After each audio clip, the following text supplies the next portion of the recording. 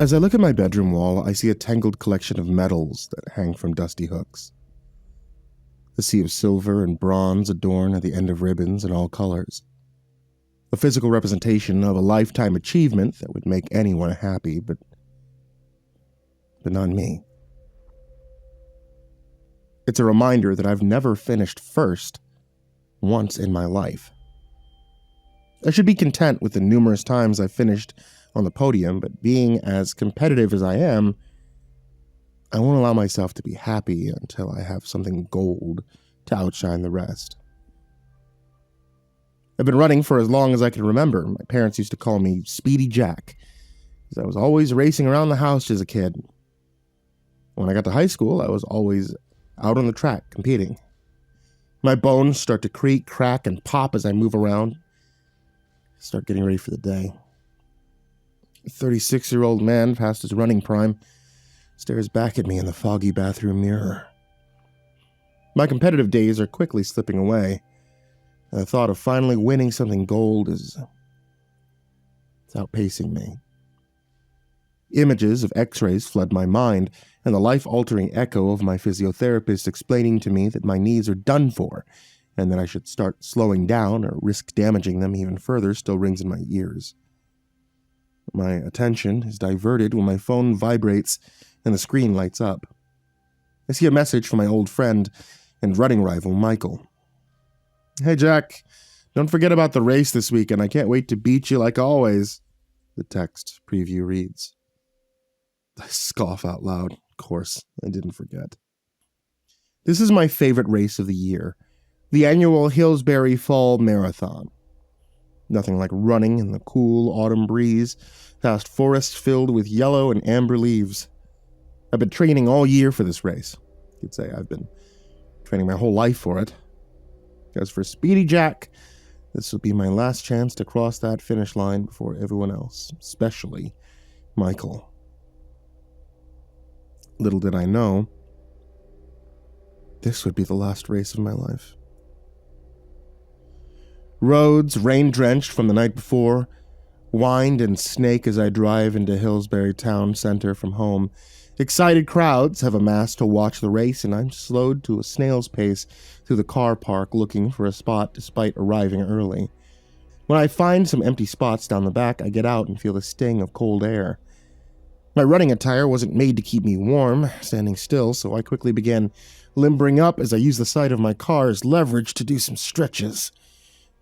Blue runner tape wrapped tightly around my knees and shins doesn't stop some pain from emerging as I firmly massage the surrounding muscles. I hear Michael's car coming in the distance. He drives an obnoxiously red sports car that matches his personality all too well. Loud engine noises reverberate when he enters the car park, trying to impress people. I can see a smug grin when he parks beside me. Michael's laugh is immediate the moment he opens his car door, and I grit my teeth in anticipation of what stupid remarks are about to spew from his mouth. "Good stretching! So you're getting ready for a second place again, Jackie boy," he says. "Second? You're thinking of your ambitions," I say through a fake and bitter laugh. "Aren't you gonna stretch?" Shoving his hands deep in his pockets, moving his arms around like he's searching for something, he pulls out a balled-up hand. When he opens it, I see a bunch of little white pills in the center of his palm. Immediately, Michael throws one pill to the back of his mouth before I get a chance to ask him what it is. "Oh, I need to stretch. Not when I have this," he mumbles as he tries to swallow the pill dry.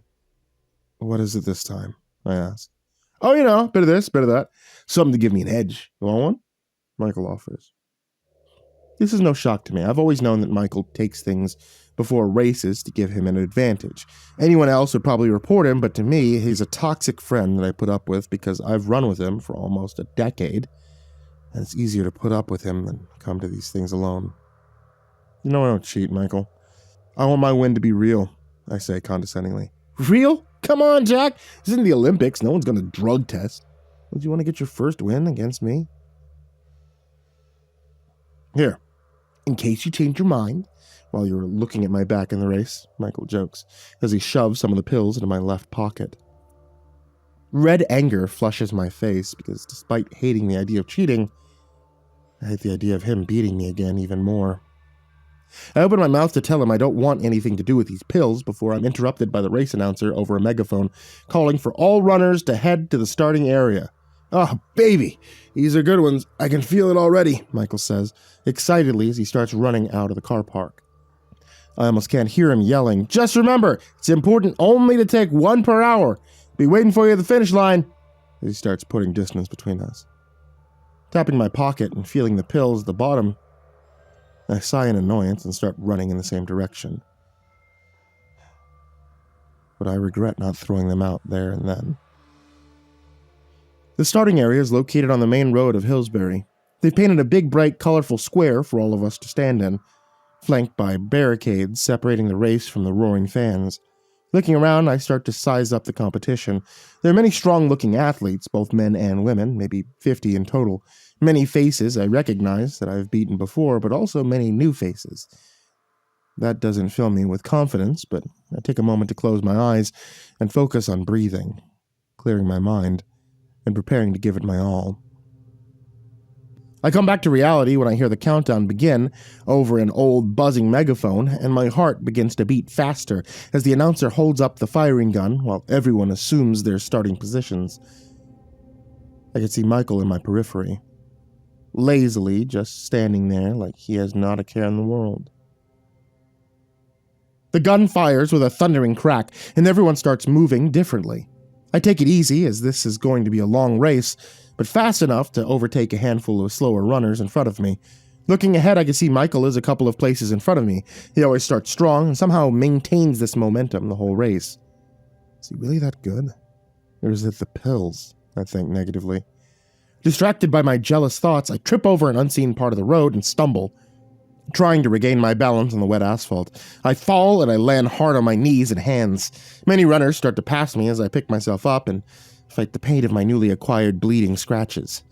I grit my teeth in frustration and hold back tears from forming in my eyes as I start to push myself to make up for the valuable time and positions I've lost.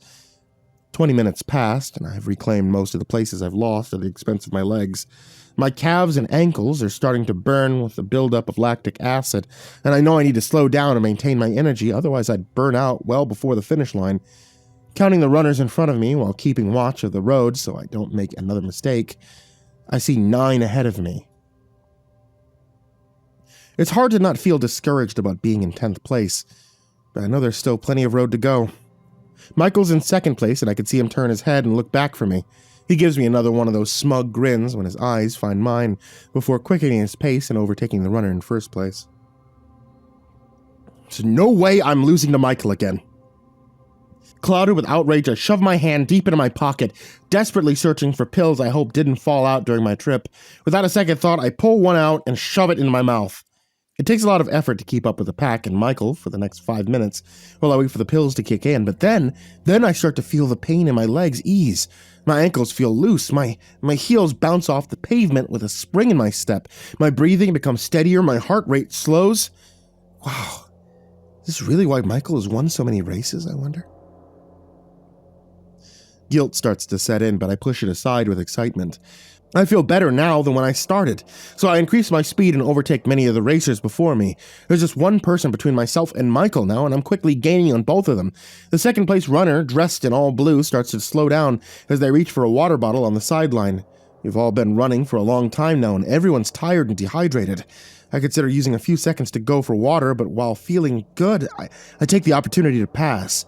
Now in 2nd place, I can see the remaining distance between Michael and me, and I know what needs to be done. Slowly gaining on Michael, I start to feel the pain come back in my legs. The blood from my previous wounds leak as my breathing quickens, and I start to sweat profusely. The loud sound of my short, fatigued breaths reaches Michael's ears, and he turns to see me with much surprise. "Look who decided to join the Winners Club!" shouts Michael. I think about responding with something annoyingly humorous, but my calves are painfully tight. It's starting to burn. As I push through the pain and wipe a waterfall of sweat from my forehead, I notice Michael is giving it his all to keep the lead, and he starts pulling ahead even more, and anxious thoughts begin to flood my mind. Is Michael really this good? Or did he take another pill during the race? He must have. There's no way he could still be going at this pace. I have to beat him. I have to do everything I can to win this race. As he turns the bend in the road of Hillsbury, I know there's about 30 minutes left in the race, and I desperately shove my hand in my pocket again for the pills. Feeling the last 3 and without hesitation or intelligent thought, I throw all of them to the back of my mouth and take a big swallow, which makes the dry pills stick to the side of my throat, frantically swallowing multiple times to force them all down. This time, the pills kick in much quicker, and I assume this must have been what Michael did to keep ahead of everyone else. Strangely, though, I notice Michael starts to slow down, and I finally take the opportunity to pull up alongside him. His face is stunned when he notices me smiling and running with ease. "See you at the finish line," I say ecstatically. My feet smash the pavement with determination I've never felt before. I can already picture myself crossing the finish line, and now nothing is going to stop me. My thoughts are disrupted when I hear Michael shouting from behind. "What the hell, did you take more than one, Jack? That's not safe!" But I can't wipe the smile from my face. This is my time to win. I take in the surrounding beauty of Hillsbury, leaf-covered forest floors saturated with colors of marigold and tangerine. Sounds of a nearby stream slowly flood by, and the trees sway and groan in the wind now that it's not drowned out by the roaring sound of stampeding footsteps around me. All of a sudden, I feel an agonizing, stabbing pain and hear a loud crack from my left leg. I look down and notice something very strange. My legs are a deep shade of bluish purple. My veins are bulging out, and I can see the blood pulsing through them. Reaching down to feel my calves, I'm shocked. They're solid as a rock. The sharp stabbing pain returns, and my run briefly turns to a skip before regaining my balance and continuing. Is this a side effect of the pills? I start to worry. I can't lose, not when I'm this close. I shake the thought. I can worry about my legs after I win. The road in front of me crests, and I can see the finish line on the horizon.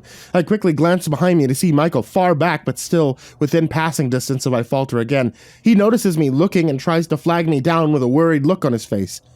I ignore him, as he's probably just trying to slow me down to catch up. I give every bit of energy I have while I still can. This doesn't last long, though, as the pill's effects start to diminish rapidly. My breathing quickens. My legs are now furiously burning. The sweat from my forehead is pouring down over my eyebrows, and I can barely see as it trickles over my eyes. The noises of the forest are now drowned out by my heavy breathing and the pounding rhythm of my heartbeat. I've never felt this exhausted in any race previously, but I assume it's because I've never been able to run this hard before. The finish line is growing, and I can see now the crowd cheering from the sidelines. Faces filled with smiles, hands shaking handwritten poster boards to celebrate their family and friends' achievements. The pain is unbearable now. I continue to wipe a mass of sweat from my eyes so I can examine my legs. I'm filled with dread to see they're now a mixture of inky black and deep crimson. A sharp pain shoots up from my feet to my thighs. With every step, I consider slowing down for a second, but my knees won't take any more races. I've never had this opportunity, so I have to win. The crowd's eyes are fixated on me as I enter the last 100 meters into the finish area. Most are cheering loudly, and some are even taking photos. I put my arms up in the air, ready to be the first runner to burst through the finish ribbon and finally receive that gold medal I've worked so hard for. The pitch of the crowd cheering suddenly changes. I look around and I see a sea of happy faces as they've been replaced by a look of horror and disgust. Screams start to increase as more and more of the crowd begin noticing something about me, and I look down to see what everyone is now pointing at. It takes me a while to recognize what I'm looking at, and even when my brain finally puts the sight into conscious thoughts, I struggle to comprehend it. Most of my legs are gone. My calves have exploded. My leg mass is now being dragged behind me in ribbons of tendons. Pools of blood erupt from my shoes and make a disgusting squelching sound with every step I take. Without enough muscle to support my left shin bone, it gives way and snaps so loud it startles some of the crowd from screaming. I don't have the time or the worry to look behind me to notice where my foot has been left. Parents cover their children's faces as I stab my shin bone into the ground to support my weight and travel the remaining distance. Fighting through my tears and the excruciating pain, I still have my arms in the air as I hobble through the finish banner while leaving a bloody trail. The blood loss sends my head into a woozy state, and the screams blur into the sound that I embrace as cheers again. A smile forms on my pale face, and I use all my strength to remain standing on my grotesque stumps. Winning. He's winning, I say.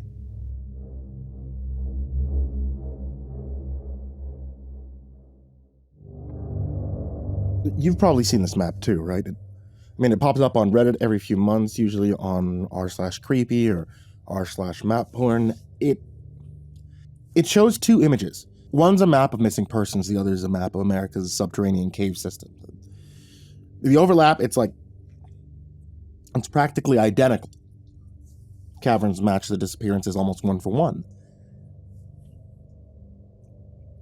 Most people look at it, they go, huh, that's creepy. They just scroll past. I used to. But this time I zoomed in.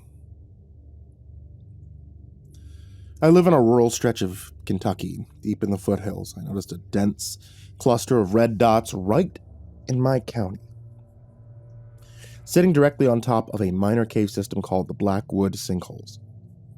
It wasn't a tourist trap like Mammoth Cave, it was a jagged scar in the woods even locals didn't really bother with. Showed it to my girlfriend Jess. Calling Jess outdoorsy, that would be putting it lightly. She's the kind of girl who owns 3 different types of hiking boots. Thinks a weekend without dirt under her fingernails is a wasted one. And I'm the opposite, right? I stay up till 3 a.m. reading about unsolved murders. Generally just being a vampire. It's a match, see? I pointed at the screen. Nobody goes missing here because they get lost. They fall in, or I wiggle my eyebrows. Something pulls them in. Jess rolled her eyes, but grinned. You want to go ghost hunting? I want to go debunking, I corrected. We hike out, set up camp near the sinkholes, cook some actual food, drink some bourbon, and see if, the Mothman shows up. It was supposed to be fun. A mix of her love of nature and my morbid curiosity. We packed up the Jeep on Friday. Tents, sleeping bags, a heavy cooler filled with marinated short ribs, ice for the whiskey.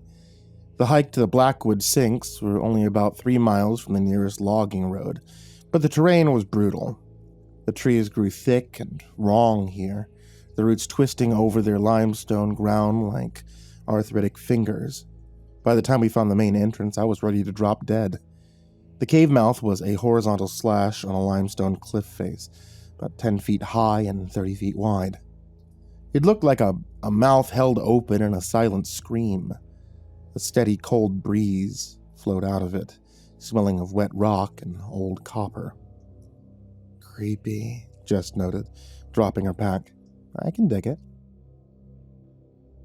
I love this girl. We set up camp about 50 yards from the entrance, just far enough to avoid the draft, but close enough to stare into the darkness. I got the fire going while Jess prepared the grill grate over the coals. We were doing this right. Slow-cooked sticky ribs slathered in a spicy bourbon sauce. Heat from the grill coals licked at the meat, and the smell was intoxicating. Anyone who loves barbecue knows what I'm talking about. Smoke, fat, sugar, and char. Jess was walking back from the tent with the drinks when a downdraft caught the smoke, pulling the plume low across the ground and sucking it to the mouth of the cave. Feeding the beast? Jess joked, while handing me a solo cup half filled with Knob Creek. Hope they like the ribs, I laughed. We ate as the sunset turned to twilight, and then drank as twilight gave way to pitch black. Jess put her hand on my shoulder. Thought I was going to get lucky, but then she told me to shush. And that's when I heard the silence. All day there was a symphony of crickets, cicadas, and rustling leaves, but now the silence was thick. It was heavy and oppressive. It felt like the forest was holding its breath. And then the cave moaned.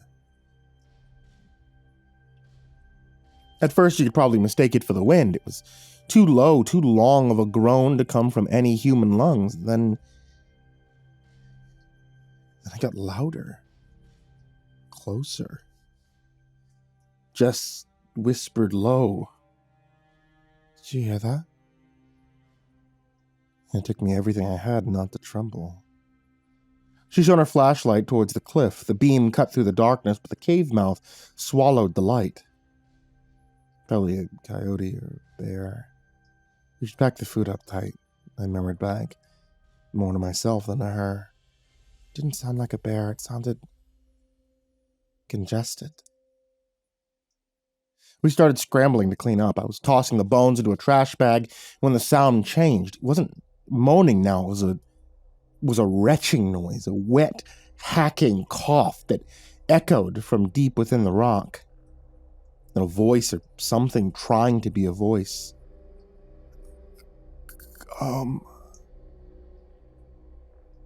Maybe it wasn't English. Maybe my mind was trying to find meaning where there weren't any.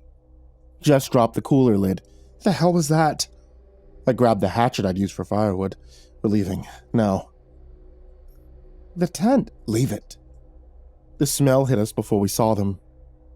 It wasn't the lingering sweet smoke of our barbecue anymore. It was a wave of rot, rancid meat, ammonia, something muskier, like a wet dog that had been dead for days. From the darkness of the cave, they came. They weren't human. They were wrong, elongated. It's the only word for it. They looked like humans who had been stretched on a rack.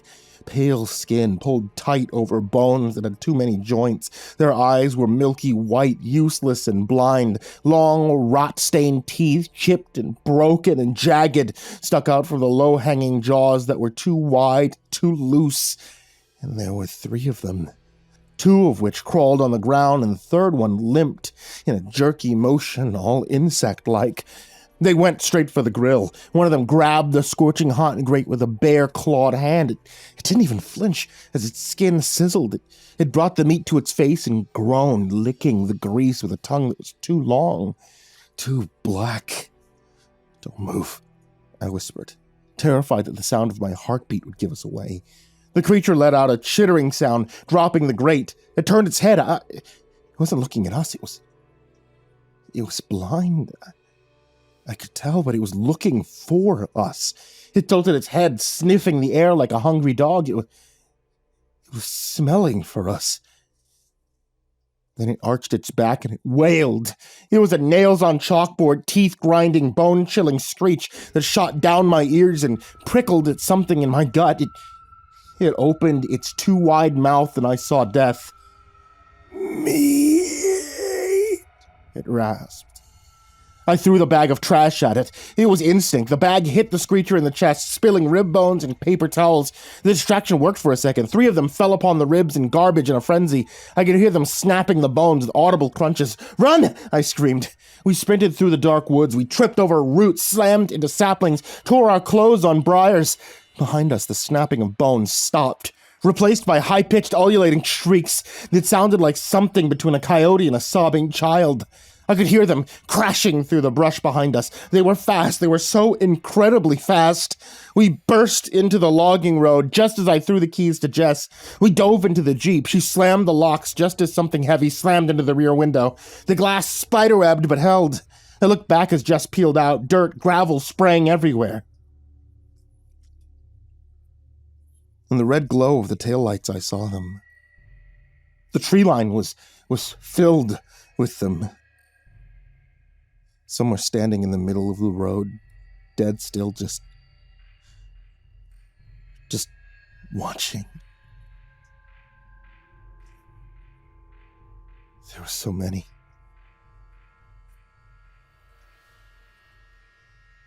We drove in silence until we hit the highway. We didn't report it. I mean, who would believe us? We told our friends we got spooked by a cougar.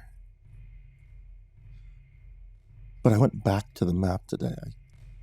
I looked at the cluster of red dots in my county, and I looked at the timeline. Most of the disappearances happened in the summer. Memorial Day, 4th of July, Labor Day. Holidays. Holidays where people go outside, where people light fires, where people cook meat. But I thought the maps overlap because of people falling into holes. It's not. I thought the sinks were just holes in the ground, but they aren't. They're ventilation shafts. And when we play, and when we laugh, and we cook barbecues, we're ringing the dinner bells.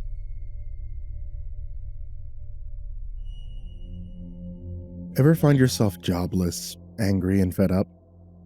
If not, I envy your life. Unfortunately, that's the state I find myself in. Worked at a grocery store for about a decade. Customer decided to get rough with one of the other employees over some goddamn baby formula. One punch later, they're getting a couple $100 in gift certificates not to sue, and I'm out the door. I'd say. Funny how life works. Really, there's nothing funny about my situation.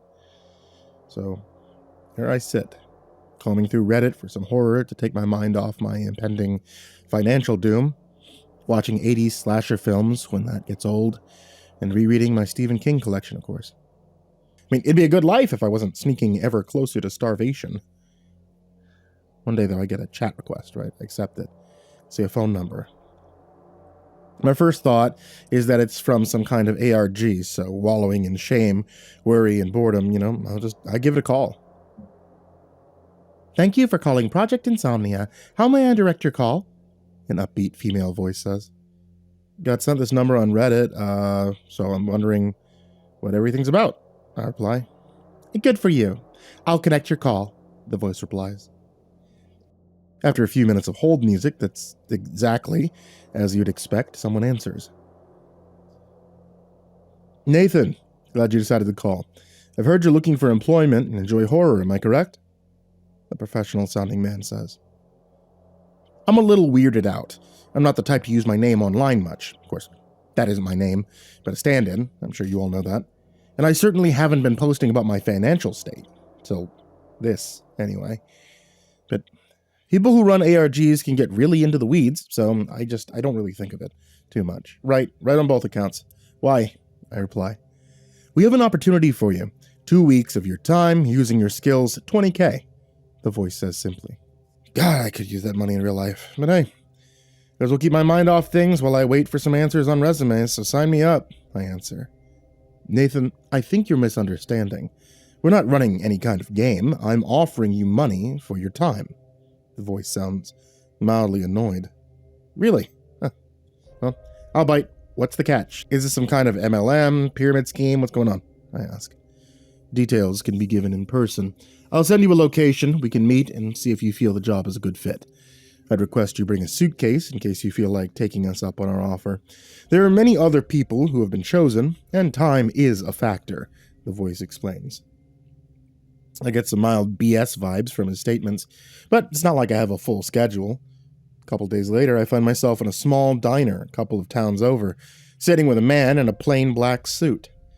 He doesn't seem nervous, but there's a vigilance in his eyes, like he's used to watching out for things. Glad to see you've made it. You wouldn't believe how hard it is to get people to believe you're paying $20,000, the man in front of me says. I would. I'm waiting for the part where you tell me it's split up over a decade, requires a $5K deposit. Before that, though, can I know who I'm talking to? I ask. You can call me Adrian, and I assure you what I'm offering is real. By the end of this meeting, if you so choose, I'll have the money in your account, is Adrian's reply. There's some silence. The waitress comes over. Anything I can get for you two? The middle-aged lady asks. Coffee for me. And a clubhouse sandwich with fries for my friend, Adrian replies. I'm not shocked that he knew what I'd order, nor amused. Whoever these people are, they've dug into me. So you're trying really hard to cultivate a mysterious aura, and I mean, it's working, though, you know? What's the job, I say. Simple, really. We want you to watch horror, lots of it, for extended periods of time, and give your observations, Adrian said. Is this some kind of, like, AI training shit? Because I don't know if I'm that desperate, I reply. No, Nathan. You'll be watching real people. Nothing artificial about it. But I know the question you're really asking. Why are we offering you so much money for something you do every day, while you hope to get a call back from the sanitation office or a McDonald's? The answer is not going to be as exciting as you think. Your accommodations are going to be rather Spartan, somewhere between a small apartment and a prison cell. We need secrecy and a high volume of participants, hence the arrangement, Adrian explained. My food comes. I feel like I'm under a microscope as I eat, Adrian's eyes dissecting my every movement. So, there's some kind of test run, I'm guessing, like Halloween-themed attractions at an amusement park. You're paying for me to shut up about it more than anything, I question. Adrian gives a half shrug. Close enough for government work. So what's the verdict? I have 2 more people I have to see tonight.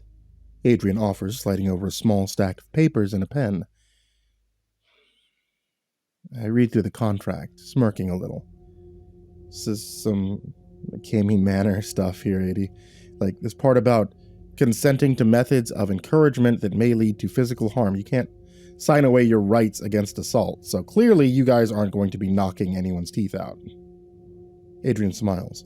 No one in organization has any intent to put hands on you. Astute observation, though. If you want my opinion, remove those parts. Just let people imagine what bad things could happen. But all the real bits seem in order. So what about my money? I ask. The grin Adrian gives me should have been my warning sign, but I was too busy getting a notification of $20,000 in my nearly empty bank account. Jesus, Murphy, you weren't kidding, were you? It's like someone tried to turn a submarine brig into a bachelor pad, I say, looking around the small room. There's a bed with thin sheets, a large desk with a few dozen monitors, and that's about it.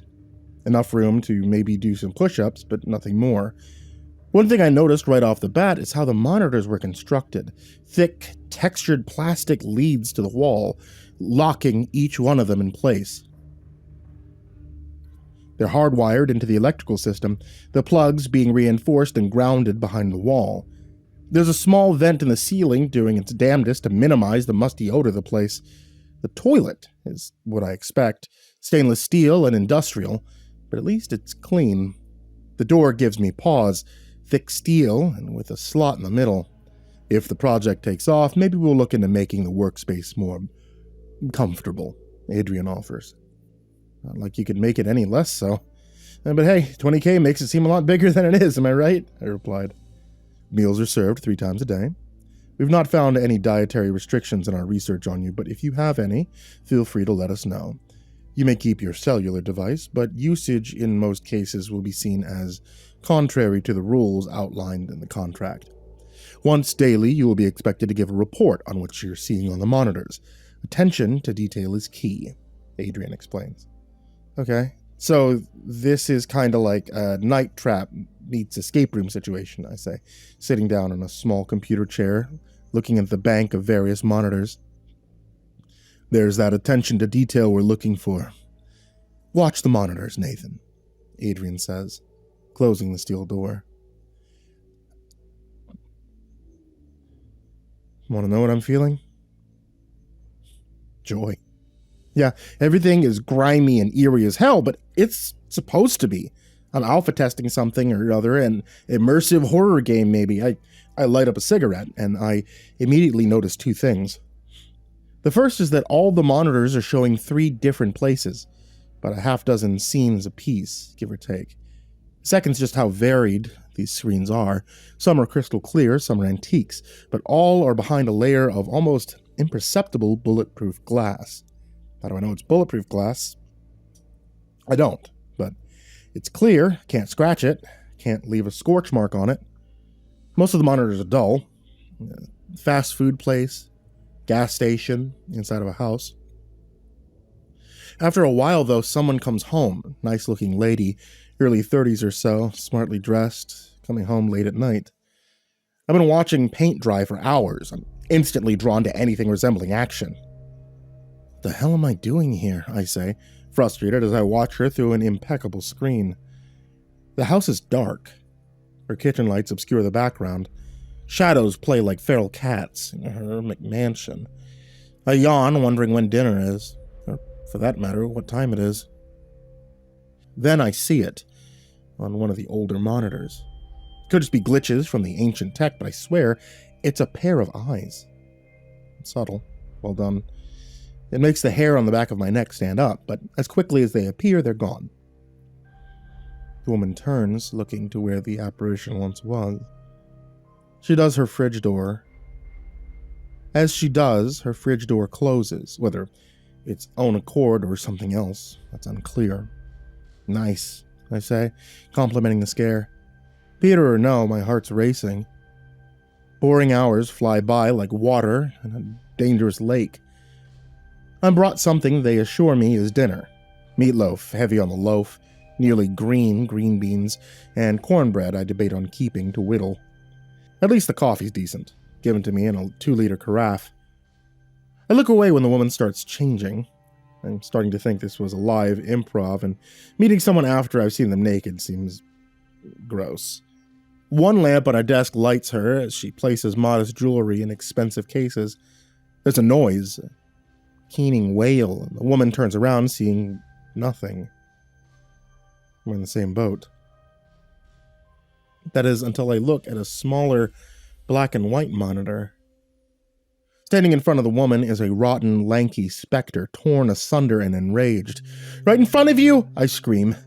But she can't hear me.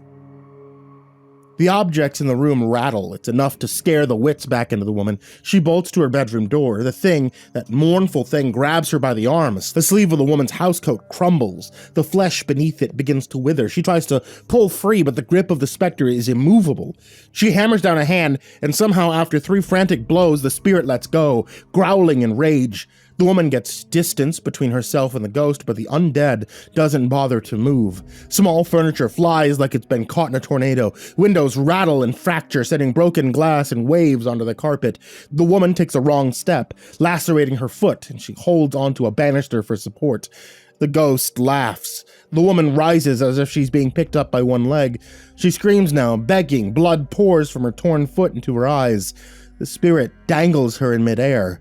Her arm begins to twist and warp, snapping and breaking. I try to cover the speaker, but it's no use. I can hear her pain. For a moment, she's still, and then, defenseless, she falls. The feed on that set of monitors cuts out, and I'm jarred back to reality. Sweat beading, nails digging into the armrest of the cheap chair. Well done, guys. I'm not usually one for ghost stories, but that was damn near worth the time, I say to whoever's keeping tabs on me. A few more hours of staring at the screens, and there's a loud klaxon, jarring in the small room. The monitors shut off, and a pre-recorded voice says, "Now begins your 10-hour rest period." There's a handful of reasons I have trouble falling asleep. Not the least of which is the amount of coffee I've had. A close second are those noises. I've watched everything from Psycho, which is great, and a Serbian film, which is horrible, and not once has audio stuck with me so much. I'm woken by that same eardrum punching tone. Before I can brush the sleep from my eyes, a breakfast is shoved through the slot in the door. It's about as well made as dinner was. More coffee, and half a cigarette later, I hear a voice from an unseen speaker. "Hey, Nathan," the voice says. I can hear papers rustling. "That's me," I replied. "Hi, call me Percy. I'm asking you a few questions about what you watched the previous day. If you have any for me by any means, just let me know." The voice is level. It's friendly. "I was expecting Adrian, to be honest," I said. Percy laughs. "This is a little below his pay grade. I'm just a guy working a job, like yourself." Bit nicer digs. I'm also not making 2K a day. I smile. So, what do you want to know? I ask. Well, I'd like for you to give me your overall impression of what you've seen, with particular attention to things that stood out, or may have seemed odd, Percy replied.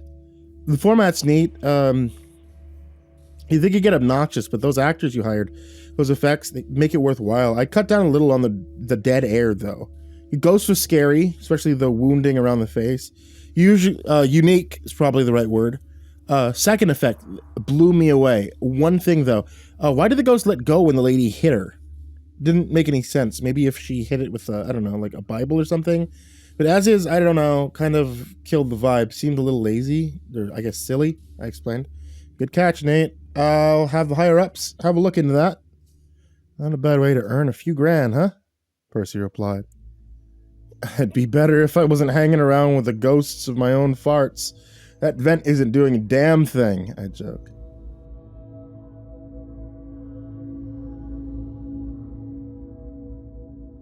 The next 3 days go on in much the same way. I scan the monitors till something spooky happens, and do my best to point all the plot holes and stupid things I find. Not that there's much to pick apart. The variety alone makes things worthwhile. I'm seeing ghosts, demons, a couple of slasher villain types, a handful of different creatures despite the sponge baths and stale air. It's a dream job. But I wouldn't be posting here if the dream didn't turn into a nightmare. Day 5 shows me what this place is really about. Breakfast comes the same as always. A dish I dub grey eggs, due to their color and my love of good portmanteau. I answer some questions, and the last thing I watched, some kind of monster fight club, seemed way too action-oriented, more like fantasy than horror, really. And I get ready for another day. My selection consists of an empty barn, a deep forest, and... Adrian, I said in the interview, no AI bullshit. I'm out. Open the door, and if you want your 20K back, you could see me in court. I'm not going to be part of the downfall of art, I say. No reply. My issue is, I'm recognizing one of the places I'm watching on a set of monitors. Kumar's Comics. Now, I'm not much of a geek, but I've been known to buy a comic or two, and while I'm not in there every day, I know the owners well enough. Kumar and Jasprit Patel, a little over middle-aged, and kind of folks that truly love what they do.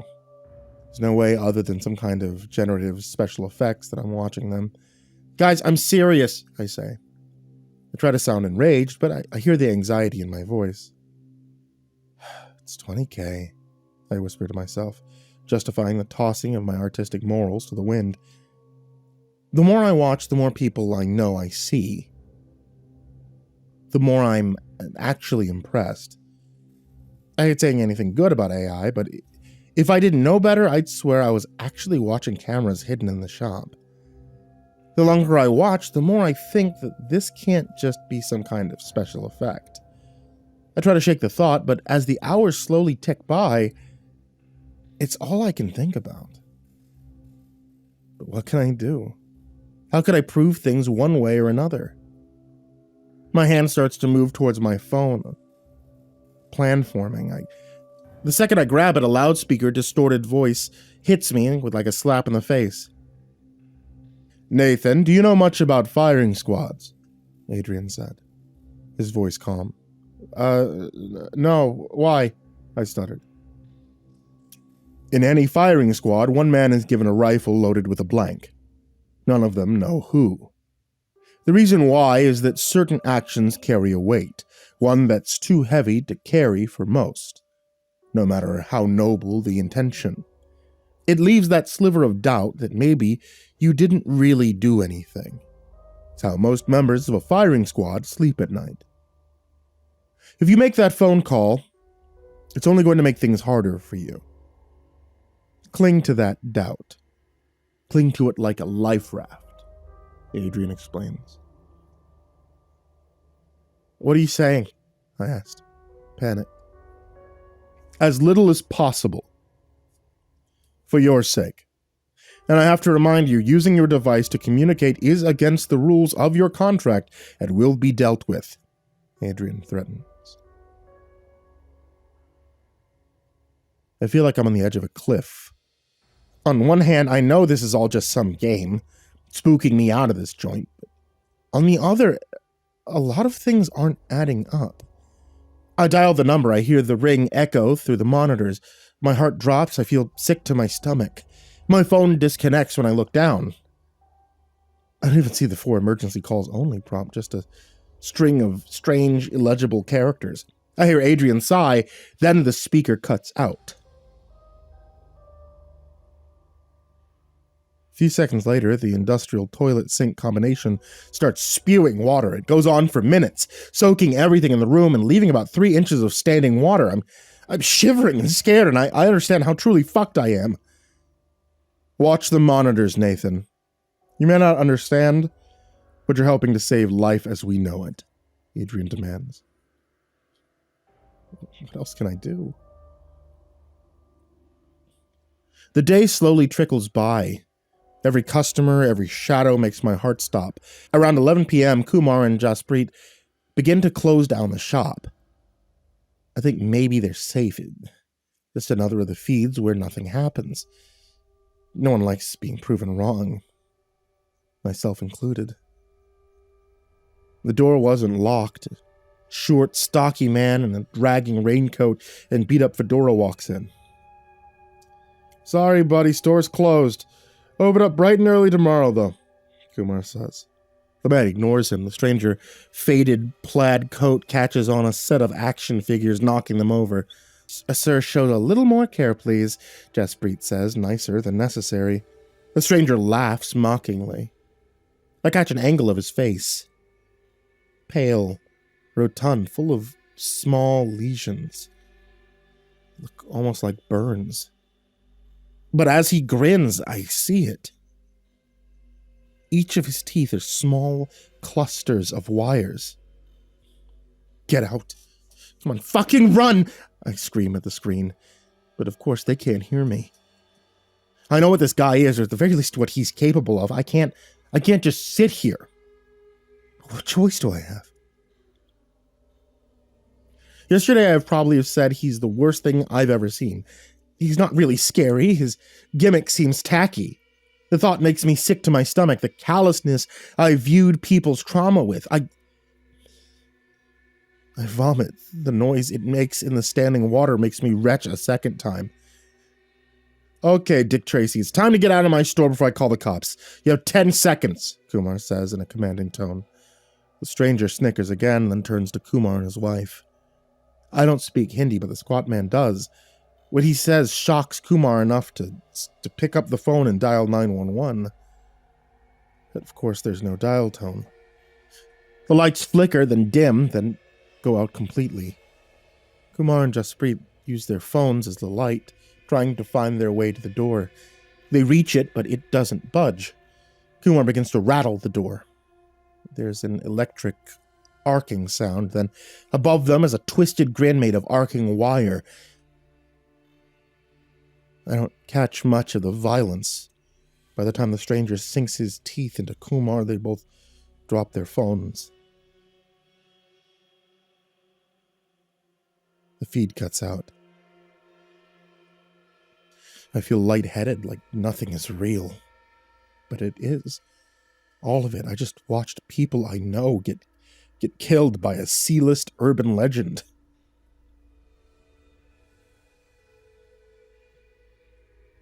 I don't sleep. By the time I hear Percy, I'm staring angrily at the wall. Hey, I got about 10 seconds to talk. You need to think about this like getting drafted into a world war. It sucks. It's going to change you, but it's for the fate of the world, Percy says, his voice panicked. Why the hell are you doing this? Why are you killing people? I screamed. We're not. Every place you watched is the result of months of research, and even then, it doesn't always pan out. But the higher-ups, they don't fuck around, okay? Do your time, get out. Don't let anything get in the way of that, Percy pleads. From then on, things don't feel interesting or exciting. Knowing what I know, the violence hits home. It fucks with my head. The worst are the stupid ones, the kind of things I'd share with my family for the sole purpose of mocking the writer, something about a creature or a spirit that can be accurately described as cringeworthy, taking someone's life. It's shocking and dismal. Then there's the cell itself. After the first day of standing, water spots of mold and veins of mildew start to develop on the wall. A couple of days after that, I got a cough that won't quit. It's my second concern, beyond what I believe is a case of trench foot. Things are miserable. They're torture, really. By day 10, it's all I can do to focus on the screens in front of me. I'm running a fever. One of my toes is turning a foul shade of green. That morning's breakfast comes with a familiar-looking stack of papers. I laugh, then cough. And I see blood in the phlegm. It's a contract. Another 2 weeks of my life to have the water drain and some antibiotics. Of course, there's another $20K in it for me, but at this point, I'd burn the goddamn money just to get out of here. Truth be told, I don't know if I'm going to last another 4 days without medical attention and air without spores in it. I sign. Of course I do. It's not like I have a choice. If it was a case of being shot, maybe I'd be brave enough to face the music instead, but the thought of dying a slow, infected death in a sodden cell terrifies me. There's no happy ending here. I'm still in this cell. Day 13, in fact. First day since the 5th I've seen a familiar place. My cell. It sits perched in the corner of the room, looking down at me from the ceiling. I can't see it when I look, but on an old green-tinted monitor, it lurks. I can't make out much of it besides what I think is a rusted old army helmet. Its long brass teeth reflect the scant light in the cell. Water's flooding my prison as I finish typing this. Punishment for reaching out to all of you. It's my cry for help, my scream to the void to try and figure out some way out of my situation. But this is also my warning. Something is happening to the world, something big and chaotic and worse than anything that we've seen before. Rules are breaking, logic is failing, things aren't what they seem, and someone somewhere out there is keeping an eye on all of these threads and the YouTube comments, looking for those people that know what they're looking for. Those of us who live and breathe urban legends, ghost stories. Watch your back, guys. I don't know what else to say.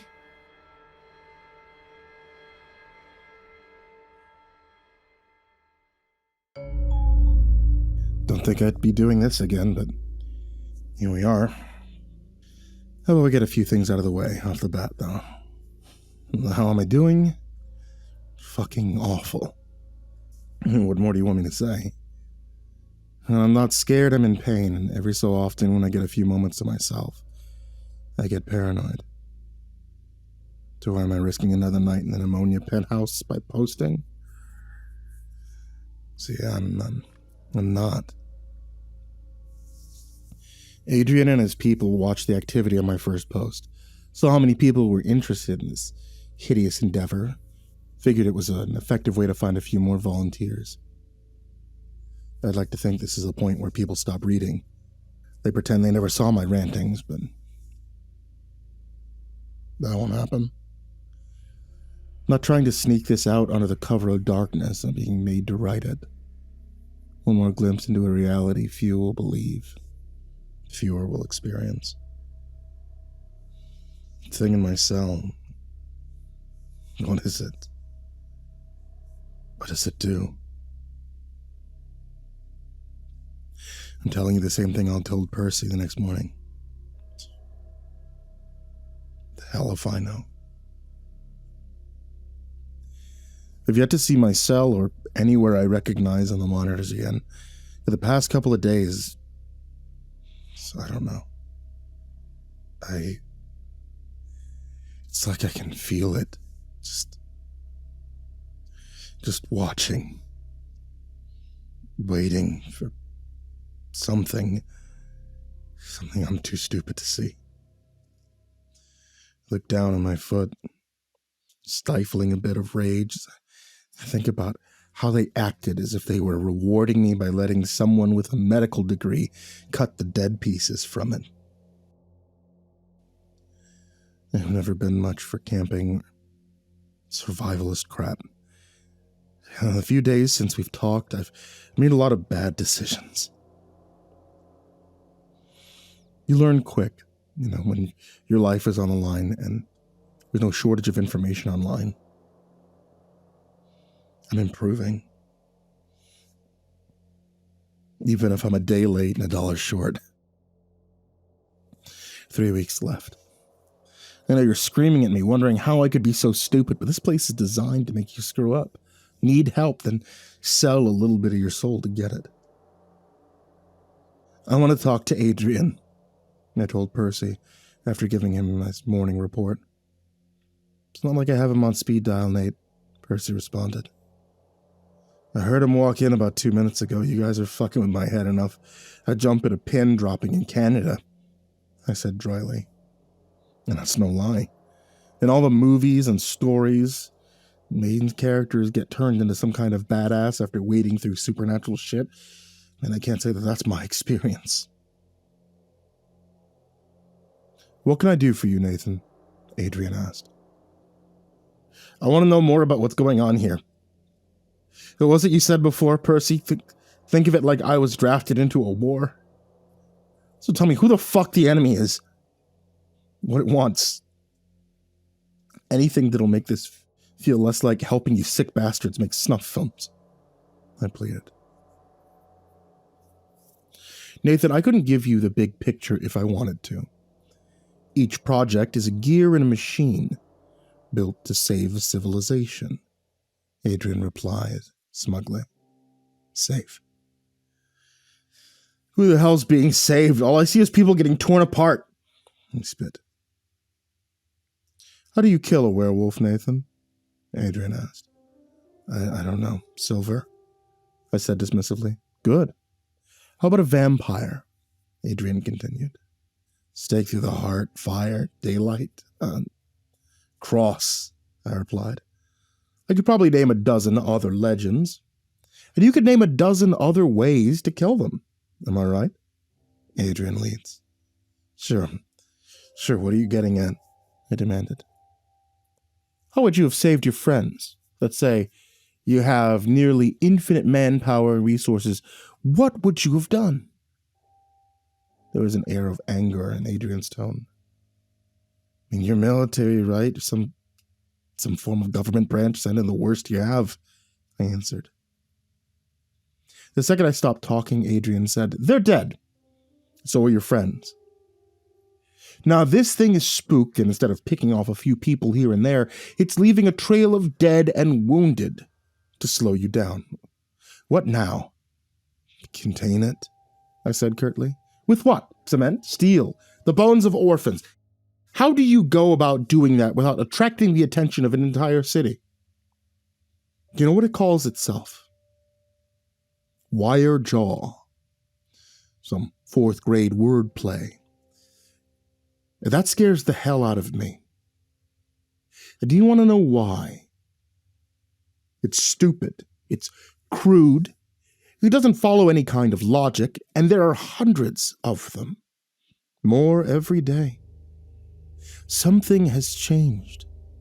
Laws that make gravity look like a suggestion are being broken, and here you are demanding to know exactly how your efforts are being spent.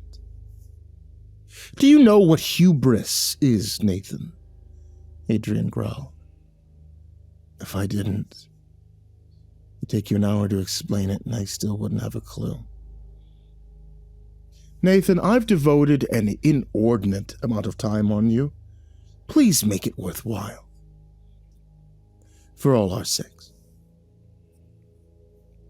The speaker cut out. I paced the room as I watched the monitors, trying to keep my wounded foot limber. My lungs are on the mend, cells dry. I'm doing about as well as I can be. I catch some action on a monitor bank showing various angles of a junkyard. A massive slab of a man drags someone I can best describe as accountant-looking. The victim is duct taped to a chair, then bound with thin wire, just for kicks, apparently. It digs into his flesh, making small cuts. The wild-eyed giant opens a tool case, drawing out a long, flathead screwdriver. I find myself thinking something's weird. The man driving the shop tool into the poor bastard in the chair doesn't have the vibe to him. God damn, what has this place done to me? Seeing a serial killer is mundane. There's rustling in the assorted garbage and scrap around the two men. It catches the killer's attention. He draws a pistol from deep within a set of welding overalls, taking no chances on a fair fight. Jaded as I may be, something isn't right, I know it. I lean in further, inspecting each monitor. Feels like I've been doing this for years, despite the fact it hasn't even been a month. The eyes dart back and forth, watching to catch a glimpse of whatever new horror this is, hoping maybe I can find something big or unique enough to get me out of here early. It's a tiny hope, foolhardy, but it's all I have. I'm not giving up. My heart pounds. I see something start to creep from a pool of shadow, too deep and wide to be natural. Innate. I hear from less than an inch away from my left ear. The breath is rank, it smells phosphorus and copper. In 2 words, the tone of its voice shows me the depths of insanity. Malnutrition, disease, fear. One of the 3, or a horrible combination of them all, decide to drop-kick my heart. I see spots, I lose my balance, and I hit the ground. Come on, Natty. A heart attack? Same voice says, tossing in some mocking laughter. I can't catch my breath. It feels like my heart is pounding out of my chest one moment, grinding into a grand stop the next. I closed my eyes, trying to calm down, trying to forget what I'm going to see when I open them. That harsh, lunatic voice cackles as I try to stand. I grab onto the desk supporting the bank of monitors. I put everything I have into staying conscious. I'm shaking, I'm panting, my heart catches a rhythm, my vision clears. And I wish to God that it didn't. The first thing I notice is me, face looking shocked, staring ahead at the monitor bank. And the second is him. That thing I saw on the monitors, the one from my cell, its ethereal features shifting in almost imperceptible ways, but the oversized, damaged helmet, the slagged shell casing for a lower jaw, there's no mistaking it. It towers over me, wearing a uniform that's not quite any one era of combat. Every time I try to get a handle on a pin or insignia, my focus is taken away. There you go. We need to have a little conversation in private. I can see torn flesh under the helmet, one hateful eye staring out from a large crack. What are you? I ask, stunned, torn between looking at myself and the thing in front of me. I could be the ghost of a soldier betrayed, left to die. I could be you from another place and time. Maybe I'm the personification of the horrors of war. Or my favorite. What if I'm just in your head? That's the thing about Intel. Has so many different interpretations. Maybe it's one of those options. Maybe something else. Right now, though, just focus on what you know. I'm someone who can do this. The thing explains, motioning to the moment out of time that seems to be going on. What's this all about? I try to demand. My voice comes out as a mere squeak. Then why the hell would I care? You might want to let me say my piece here. The longer we chat inside your skull, the more of that violent voyeurism you miss. And you know how this place handles not doing your job. The entity grins. I see a chemical-ravaged mouth housing those tarnished brass teeth. I shudder, thinking of the horrors Adrian can inflict with something as simple as water. Yeah, that's what I thought. Adrian and his associates have a piece of me deep within that half-assed bunker. They know I'm here. You think they have me trapped? I've let them take their notes, make their guesses, but it's just about time to go AWOL, if you know what I'm saying. And that's where you come in. I need someone on board to let me hitch a ride out of this place. Aid and his men, they'll let you go eventually if you don't get killed first. Cocky fucking black op. You know, no one will believe you. See, my process is a little more physical than you'd think. I could try and force my way in, but chances are you just stroke out. Then I'm left holding a bag of shit trying to find another pog to get me out of this. If I don't, I say, trying to hold on to some scrap of pride. Do what? Tell Adrian and Percy? Great idea. How do you think that goes? I'll save you the trouble of guessing. You spend the rest of your life being cut open, poked, prodded, exorcised, hit with every other kind of voodoo or fringe science in existence. In me, I pop down to the next cell. I try this again with one of the other countless poor bastards in here. The monster says smugly. I'm silent, not daring to speak against it. That look in your face tells me you think this is a negotiation. I'm getting out of here one way or the other. Only difference is how much of your life I pick apart on the way. Once you wrap your brain around this, you know where I'll be, the rotten thing says. My stomach drops. I'm disoriented. I'm confused. My head is spinning. I can barely see the monitors in front of me. I retch thin rations, half digested, hit the floor. Junkyard is a modern art painting of scrap and gore. Whatever did this is long gone. I don't have the energy to yell. I laugh, tears falling down my face, making tiny pools on the waterproof floor.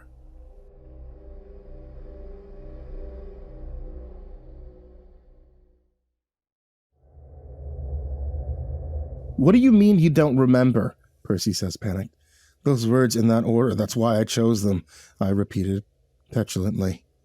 I didn't sleep again last night. The things I've seen keep me up the first half of the night, and the rest was spent waiting for the creature, the one in the helmet, to make its next appearance. I instantly feel bad for my outburst. Percy's the closest thing I have to a friend in here. That's not good enough, man. I'm really pulling for you here, but you're not making it easy, Percy replies. Sorry, I think maybe I'm still sick. You probably saw the feeds, though. You can't fudge something for tonight, I beg. I don't have your eye for this stuff. You know where they got me from? I'm a sniper, Nate. They needed someone who can deal with bad shit happening at a distance, being responsible for it, not turning into a psychopath or a robot, Percy replies. Please. It's the only thing I can think to say. All right, but it's the only time. You understand, if aid was here when you asked, half that room would be flooded, right? He was a vampire. Last vampire actually looked like a guy in his 20s. Killed both those people. Drawn to the blood. That's all I have, though, and keep in mind, if aid decides to look into things, see something that you shouldn't have missed, we're both fucked, Percy says. I hate putting him in this position, but his actions are the only bit of kindness I've seen since I've been here. I try to work off some of the anxious energy till the monitors start showing anything of note. But the more I move, the more I notice the faint image of that thing, hiding in corners, leering down from the ceiling. I start to call it Charlie in my head. I'm tired of thinking of it as the creature or the thing. No, Christ, no, I say as the bank monitor shows my visual torture for the night. At first I think the cameras must be mounted badly. They have a slow but noticeable sway. After a few minutes, though, I realize I'm looking at a houseboat. A boy of about 12 is left for a few hours by his aunt and uncle. He's ecstatic. Freedom and an interesting situation made him happy in the kind of way only children can be. Feels like my legs are going to give out from under me. I've seen things that have changed me, frayed my brain, but not a kid. Not a kid. I don't think I can deal with that. I sit, stunned, watching the scene unfold. The child explores every inch of the houseboat. He's enamored with the rolling waves, sounds of the water at night. Temptation to walk into the deck eats at him. Eventually, he loses the battle. Armed with nothing more than a life jacket and a fear of being caught, he explores the outside of the boat. A camera on the outside shows the boat starting to slowly drift. Something's untied the line to the dock. The child doesn't notice. Enthralled with the sea in front of him and the mysteries it must contain, by the time the power cuts out on the ship, he's hopelessly far from shore. He's adrift. The pitch darkness, no sign of land in sight. His phone is useless. Same with the satellite phone on the ship. He tries to start the engine, but it's inert. He screams for help on the deck. He's too far out. Or so I thought. The view from the cameras is too dark. It's hard to make anything out, but both myself and the kid hear a voice. Eric. Eric. Over here. It's small. Feminine. Coming from the waterline. I strain trying to make out anything in the grainy screens. Who's there? Eric says, suspicion and fear in his voice. I jump as I feel a ragged nail drag its way over my shoulder. Keep your eyes on the prize, nanny boy. Give a real good look at the twisted shit that's out there.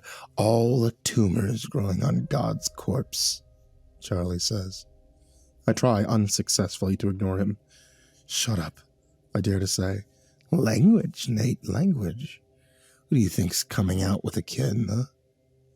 Possessed boat, whatever. Don't go swimming at the docks at 3 a.m. Critter, that's what's in the water, right? I bit my lip. Charlie scares the hell out of me, but he pisses me off just as much. The combination of smug and evil, it just makes my blood boil. Side bet. How much of a hand did Adrian and his pals have in setting something like this up, huh? Or do you think they just happened to stumble across two mockeries of nature? Don't tell me you're that stupid, Charlie says. I know he's just trying to get in my head, but I can't say it's not working. Something walks out of the engine room of the houseboat. A dark figure, oiled leather fisherman's jacket, and a face obscured in shadows from a large rain hat. He doesn't walk, simply shows up on one camera, and then the next, closer to Eric. We need your help, Eric, the small female voice says. In the corner of one camera, I can see a small body clambering up the side of the ship. Eric is smarter than I was. He knows something's wrong. He ignores the pleading, runs into the houseboat, but the slick, tilting deck betrays him. He falls forward, all of his weight hits one knee. Eric screams. He tries to get up, but between not having sea legs and rapidly swelling joint, he falls again. What I saw on the outside of the ship drags itself past the railing onto the deck. It looks like a little girl, but her features are dead, lifeless. Her eyes especially seem flat, like she's something's approximation of a human. From her hair snakes hundreds of small fibers, leading back into the inky blackness of the water. The facsimile of a little girl stands awkwardly, stumbling, falling, dragging herself back to its legs, not used to solid ground. "Eric, please. Only you can help my people." The girl's voice is convincing, but her doll's face betrays a dark malice. Eric limps towards the sliding door that leads to the living room of the houseboat. With an unnatural lurch against the tides, the ship raises out of the water like a grasping hand. Eric smashes into the door. Aluminum twists and breaks. A spar takes a deep gouge out of Eric's cheek. The ship violently hits the water. The cameras glitch and blur for a second. Eric doesn't notice the fisherman as he tries to keep his balance, tearing open the cupboards and closets, looking for anything that could help him. Despite the vessels thrashing like a trapped badger, the little girl still clings to the deck. She gingerly steps over the broken screen door. "Eric," she croons. "This is gonna be a fucking tug-of-war," Charlie snarls happily. Eric finds something, a large orange bag almost as big as he is. I have no idea what it is, but the kid seems smart. In context is everything. I don't even know where I could be looking. The fisherman blocks one exit, the little girl's in front of the other. The waves outside the boat are gaining momentum. It's chaos. Eric is torn, frozen in indecision. The lights flicker. The fisherman seems everywhere at once. Eric bolts. A rusted gutting knife buries itself in the wall by Eric's head. I actually cheer. But the fisherman is more than a sharp blade. Eric's nose breaks as he slams into the glass door at the other end of the living room. The locks won't budge, held in place by the fisherman's will. The fisherman notices the girl and starts to stalk towards her. Eric desperately rattles the door. The houseboat begins to tilt downward, the stern being dragged under. I look at the monitor at the stern of the boat. I follow those tendrils from the flesh puppet stalking Eric. I can't make it out, but it's massive. An open maw filled with teeth. Like shattered rocks. And huge, far too human eyes. Eric starts to lose footing. A whirlpool forming behind the boat. He takes off his life jacket, puts the thick foam in front of his face, and charges the door. Glass shatters. Eric screams. No time to remove the shards from his body. He leaps from the boat into the icy water, and then the monitor cuts. I expected more taunting from Charlie, but the bastard knows what he's doing.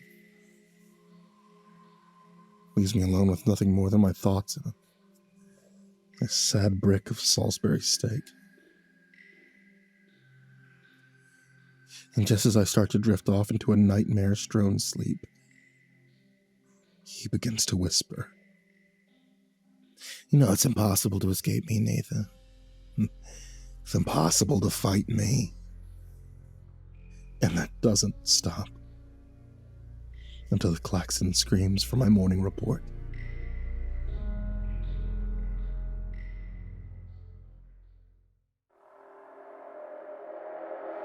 That's a funny thing, feeling your mind slip away. Being cognizant enough to know that what you're seeing is tearing you apart. It's hard to focus on Percy, but I try my best. "The ship sank?" Percy says. "Yeah, whatever that was below the water looked big enough to swallow it, actually." "Any idea if that kid was okay?" I ask. No, I don't really know. I guess I'll see if I can find out. Overall, what are your observations so far? My hands shake. All I want to do is beg to leave. You've entropy, illogic. It's like there's been some kind of paranoid oil spill somewhere. "Did you guys set up that kid?" I blurt. I could hear Percy gasp. Yes, I'm not as good at picking out background noise as I thought. Nathan, how much longer do you think you can last? How many more weeks in that cell, living side by side with whatever paranormal hanger-on you attracted, do you have in you? You need to focus more on the task at hand and less on distractions, questions. Seeing as you've been having trouble sleeping, why not make use of that time? From this point forward, your rest period is 4 hours, Adrian said curtly, cutting off the conversation. Adrian doesn't make empty threats. Day after day, 20 hours of boredom and terror, eating meals that are declining in quality with only 4 hours in between. I'm falling apart. Just like any of the victims I'm forced to watch, just slower.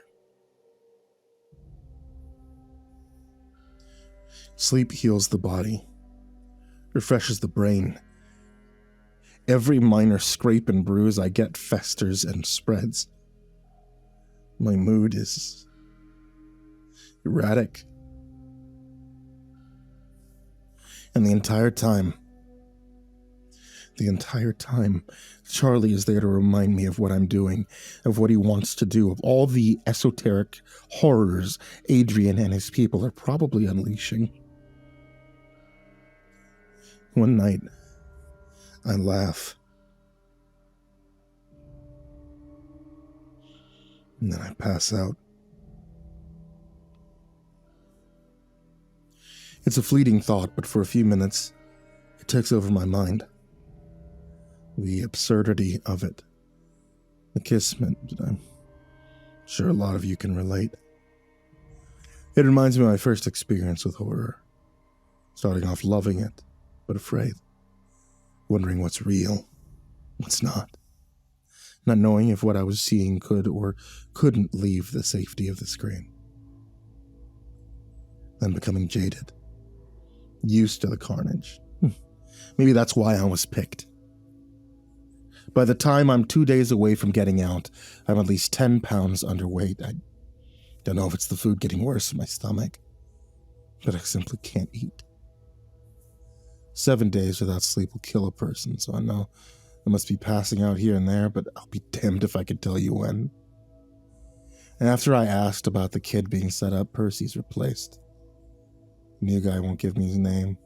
Seems to have the world's biggest stick jammed up the world's tightest ass. I find myself relating more and more to the victims I see on the screen, thinking about someone out there watching me on a half-dozen mismatched monitors, thinking I'm just some great AI. Say I feel alone. That'd be a blessing. Being able to wallow in my shame and fear by my lonesome, that's preferable to having a paranormal heckler within 5 feet at all times. You don't think I'm just going to let you walk out of here, do you? I can hurt you, Nathan, in ways not even you can guess at. Takes more effort than I want to expend, but if you try jerking me around to the 11th hour, that door takes 15 seconds to unlock. Doesn't seem like much, I know, but it'll be enough to make hell a relief. Make no mistakes, Nate, that's where you're gonna end up when the lights turn off. Shit you've been a part of, you're gonna want to put that off as long as you can. Charlie taunts as I try to sleep. So I do what you want, you let me live. Why not just take over my body? Take my chances with hell, I said, depressed. Ever hear of garbage in, garbage out? You're fine for a little stroll, what the hell? What am I gonna do with your sorry ass long term? You're some asshole that works in a grocery store. Sorry. Used to work in a grocery store, Charlie answers. I don't reply, but Charlie's statement gives me some things to think about. A tooth falls out the morning of my last day. The core is black. From what I'm reading, probably scurvy. One more day, I whisper to myself. Something I've been doing more than I'd like to admit. I feel nothing but relief when I see a family sitting in their living room. All day I've been expecting Adrian to throw me some kind of curveball, something to keep me in here longer. I know I won't survive another day in this place. I think about what Charlie said. My strained mind begins to drift. Keep hearing him say, "It's impossible to escape me. It's impossible to fight me." I shake my head, snapping my attention back to the monitors.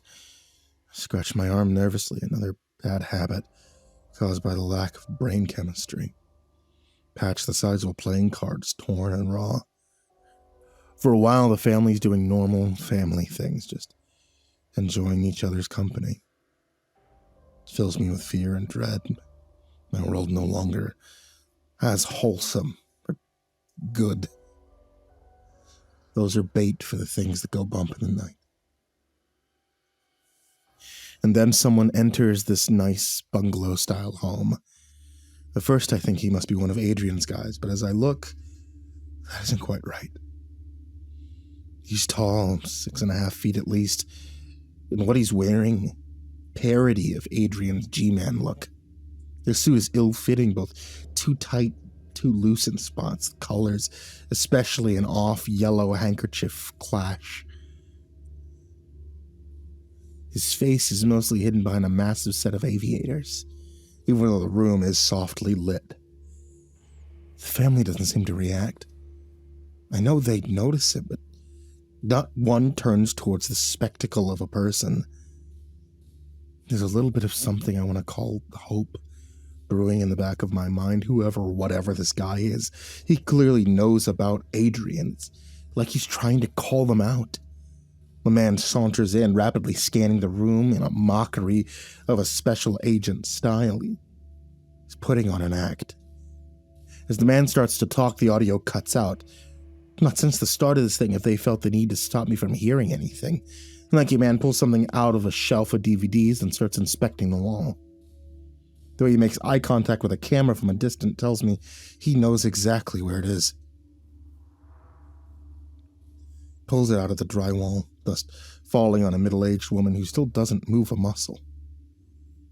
Points the camera at his face. Can't tell what he's saying, but I see thick scars, shattered teeth. Fresh blood wounds peek out from beneath his collar. He laughs and starts talking, aiming the camera in front of him as he walks. If I didn't know better, I think he knew they cut the audio. For a minute, it's nothing but motion blur, and then I see something strange. The front of a DVD case comes into focus. Seems pretty standard for a bargain bin kid movie. A pink background, the title Helping Hands, and a trio of Muppet knockoffs straight out of the Uncanny Valley. DVD's thrown as the camera tries to focus. I see a kaleidoscope of colors. Once it clears, I see a pile of meat and felt. 3 things, 5-foot versions of the characters from the DVD, sit in a vulgar, dismembered pile. Some still trying to crawl towards the garish-dressed man. The man drops a piece of paper onto the pile. Scrawled on it are the words, "Adrian, try harder." And a few seconds later, a second covers it. Reading, "Nothing is impossible." The view from the camera bulges and then cuts. I spent my 4 hours thinking of what exactly that was about. Is it weird? It makes me feel hopeful. Someone knows the hell that's going on in this pit. I wonder if they can do anything about it. But it's not his actions that stick with me the most. As much as I love seeing someone stick it to Adrian, nothing is impossible. That stays with me. And I know what I need to do.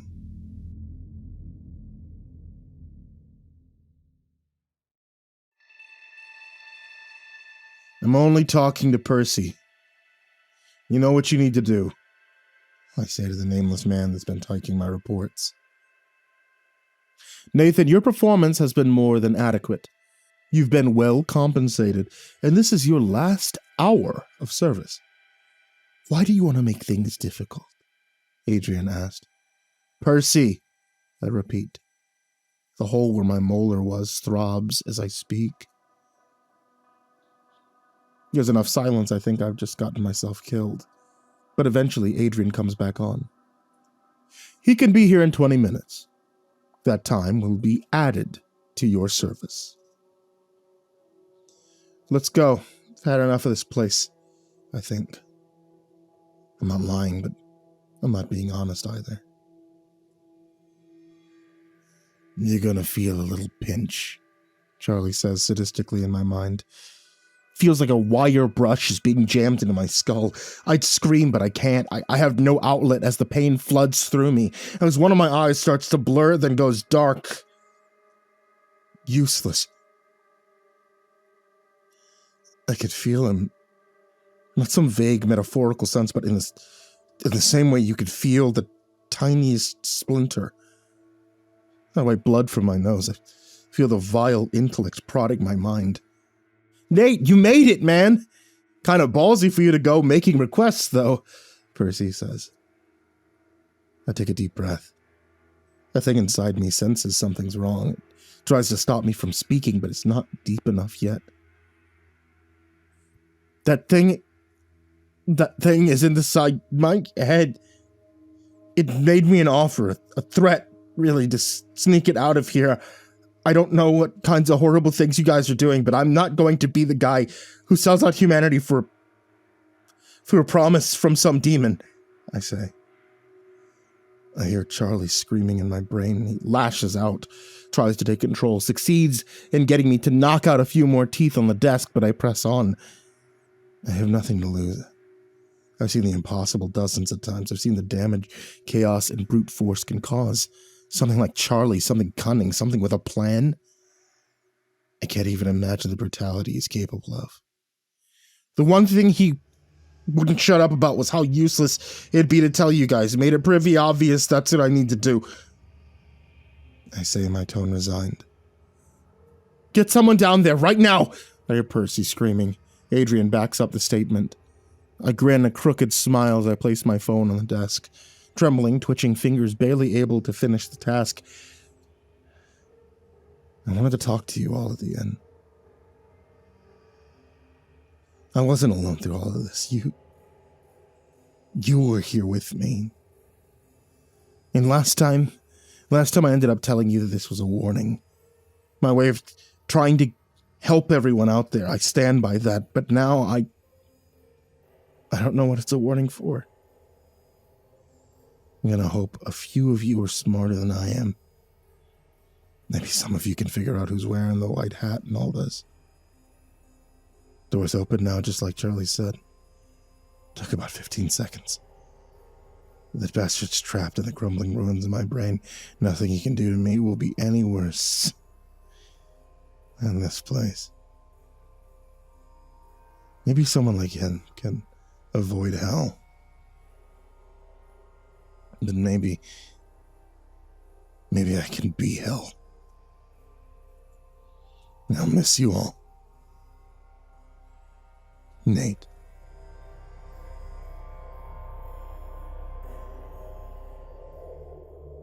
Phase 1.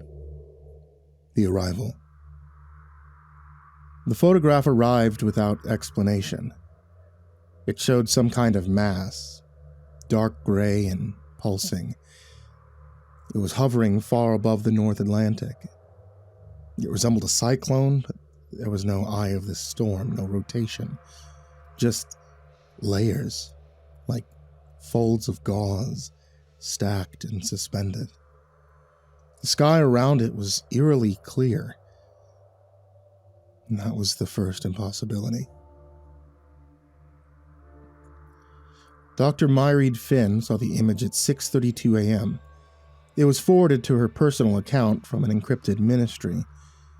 The subject line read only, "Come in immediately." Dr. Finn arrived at the North Strand Climate Monitoring Facility before sunrise. The conference room was already full, unusual for a Wednesday. Technicians, military liaisons, 2 senior meteorologists, and a man from the Department of Anomalous Phenomena, a department that officially didn't exist. No one spoke for the first 10 minutes. They just stared at the image projected on the main wall. A still frame from a weather satellite feed. "I've never seen a static formation at that altitude before," Myreed said. Her eyes locked on the impossible image. "How high is that exactly?"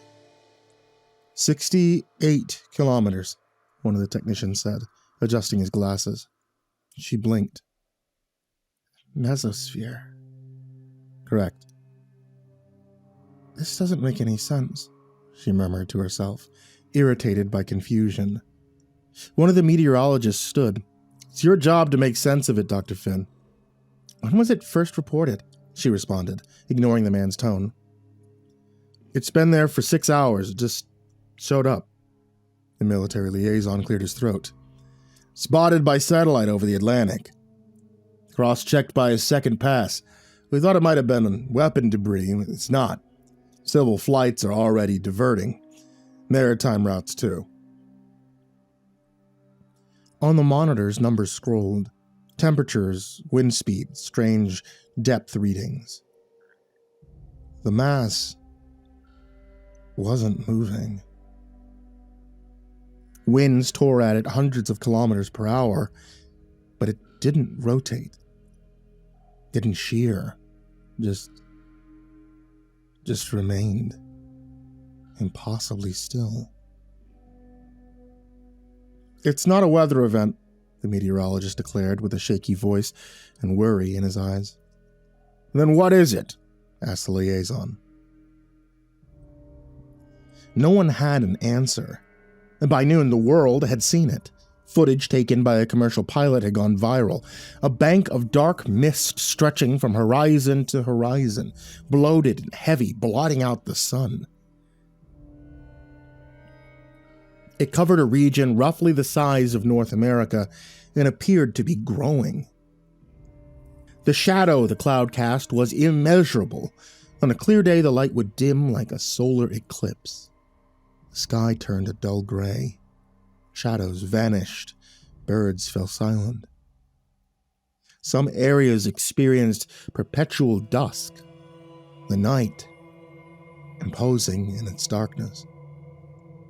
People on the ground began reporting changes. Strange static humming in their teeth, tension headaches, a persistent low pressure in the ears. Online forums exploded. #TheCloud trended within the hour. Dr. Finn kept working. She had trained herself to remain clinical, methodical. Still, she couldn't shake the feeling that the air in the lab had gone stale. Something was very wrong, and not a single thinking brain on the planet could provide answers to the impossible situation. At exactly 9:43 p.m., the first sound was recorded.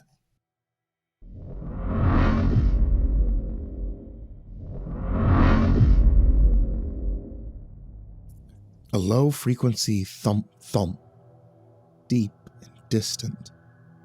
Then another, 2 hours apart. Then again. And again. "Thunder," someone offered. But the radar was clear, not a single weather system for 1,000 kilometers. The thump came again, only minutes apart. Myreed sat perfectly still, headset on, watching the sound wave roll across the monitor. It wasn't thunder. It wasn't seismic. It was airborne, high above our heads. "Jesus," whispered a young intern nearby. "It's coming from inside the cloud." By midnight, it had settled into a rhythm. A slow, deep, drumming sound. Thump, thump, thump, thump, thump, thump, regular, relentless, as though something far, far above was knocking from the other side of the cloud.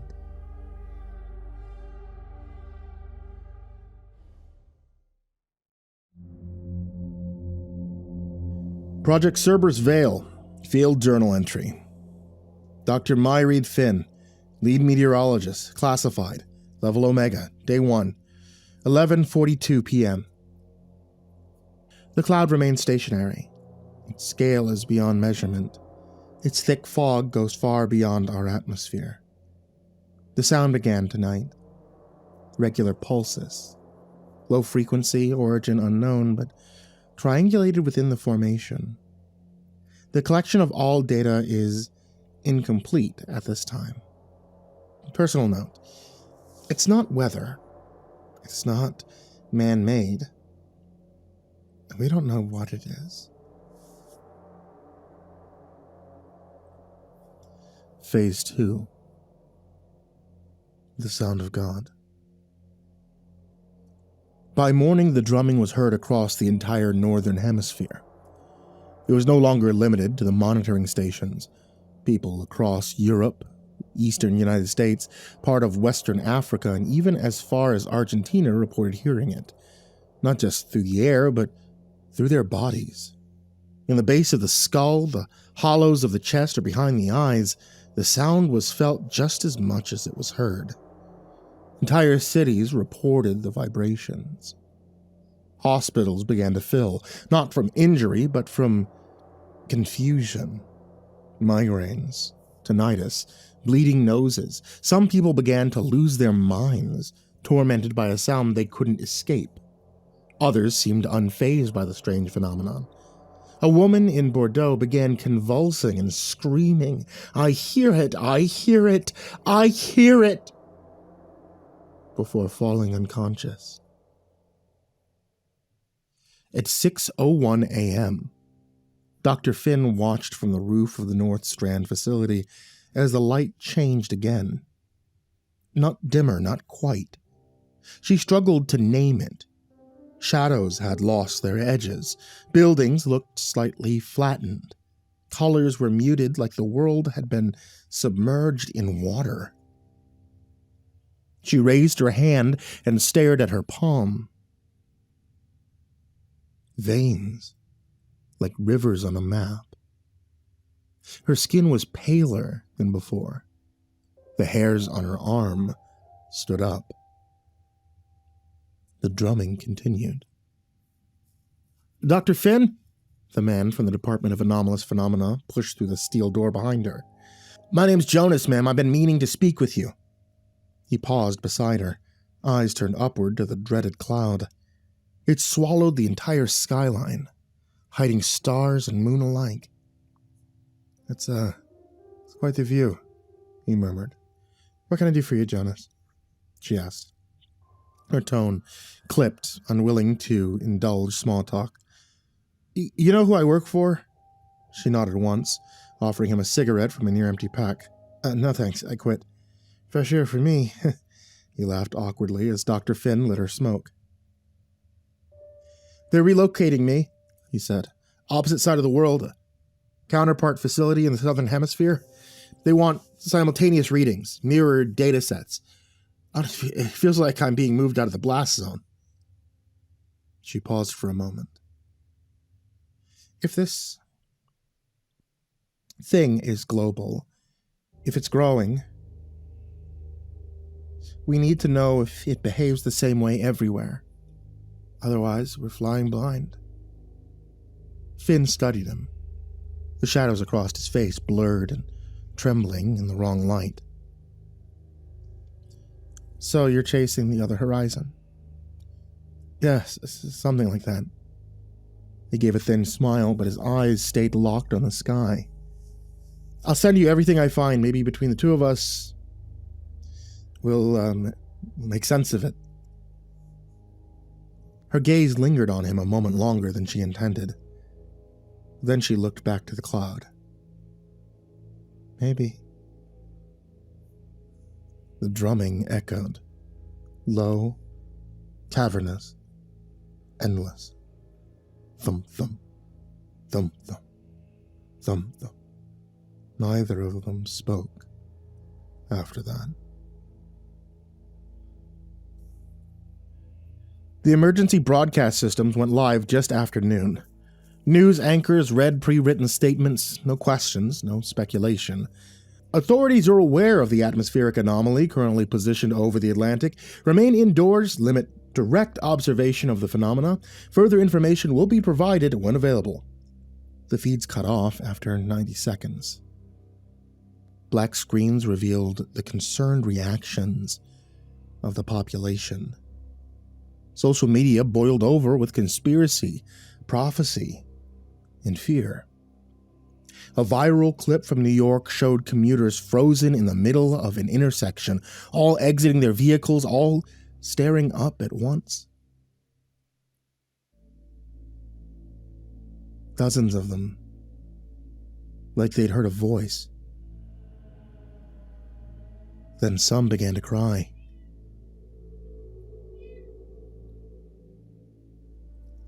Others fell to their knees in prayer, all united by the oppression of complete and total helplessness. Government helicopters swarmed beneath the cloud, like flies drawn to the stench of death. Another clip from a Nigerian cargo ship showed the cloud expanding, spilling outward in curling tendrils. Vast sections of dark mist swirled within the cloud like black sand in clear water. The crew's final log simply read, "God has returned to us." At 2:42 a.m., Dr. Finn stepped into the soundproof chamber to listen to the unfiltered live feed. She sat in the center of the small white room, strapped on the over-ear monitors, and listened.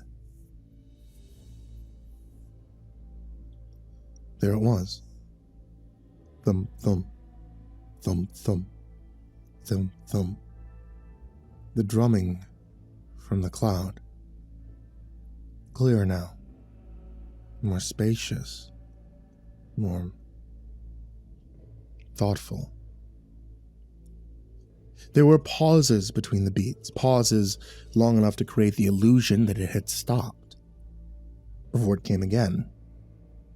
She felt it deep in her ribcage, her heart sinking to the aerial phenomenon. The drumming had become a presence, not sound alone, but a tidal force pressing against the earth. Every beat made her stomach lurch as if something vast was stirring within the planet itself. And then it shifted. The sound broke free of rhythm. A single elongated groan, wet and guttural, poured from the cloud. It rippled across the atmosphere like thick, viscous liquid, sloshing into every crack or crevice that it could find, the ground itself vibrating under the sonic pressure. It was enormous, impossible. Something malignant, something so vast that its moan reshaped the sky. The pitch was almost beyond hearing, subsonic yet torrentously present, low, dragging, reverberating with the weight of mass that she could not comprehend. The groan slithered and pulsed like the wet crack of muscle tearing sinew, stretching, a predator yawning across the heavens. Her chest heaved, her stomach twisted, her fingers tingled with the pressure of sound.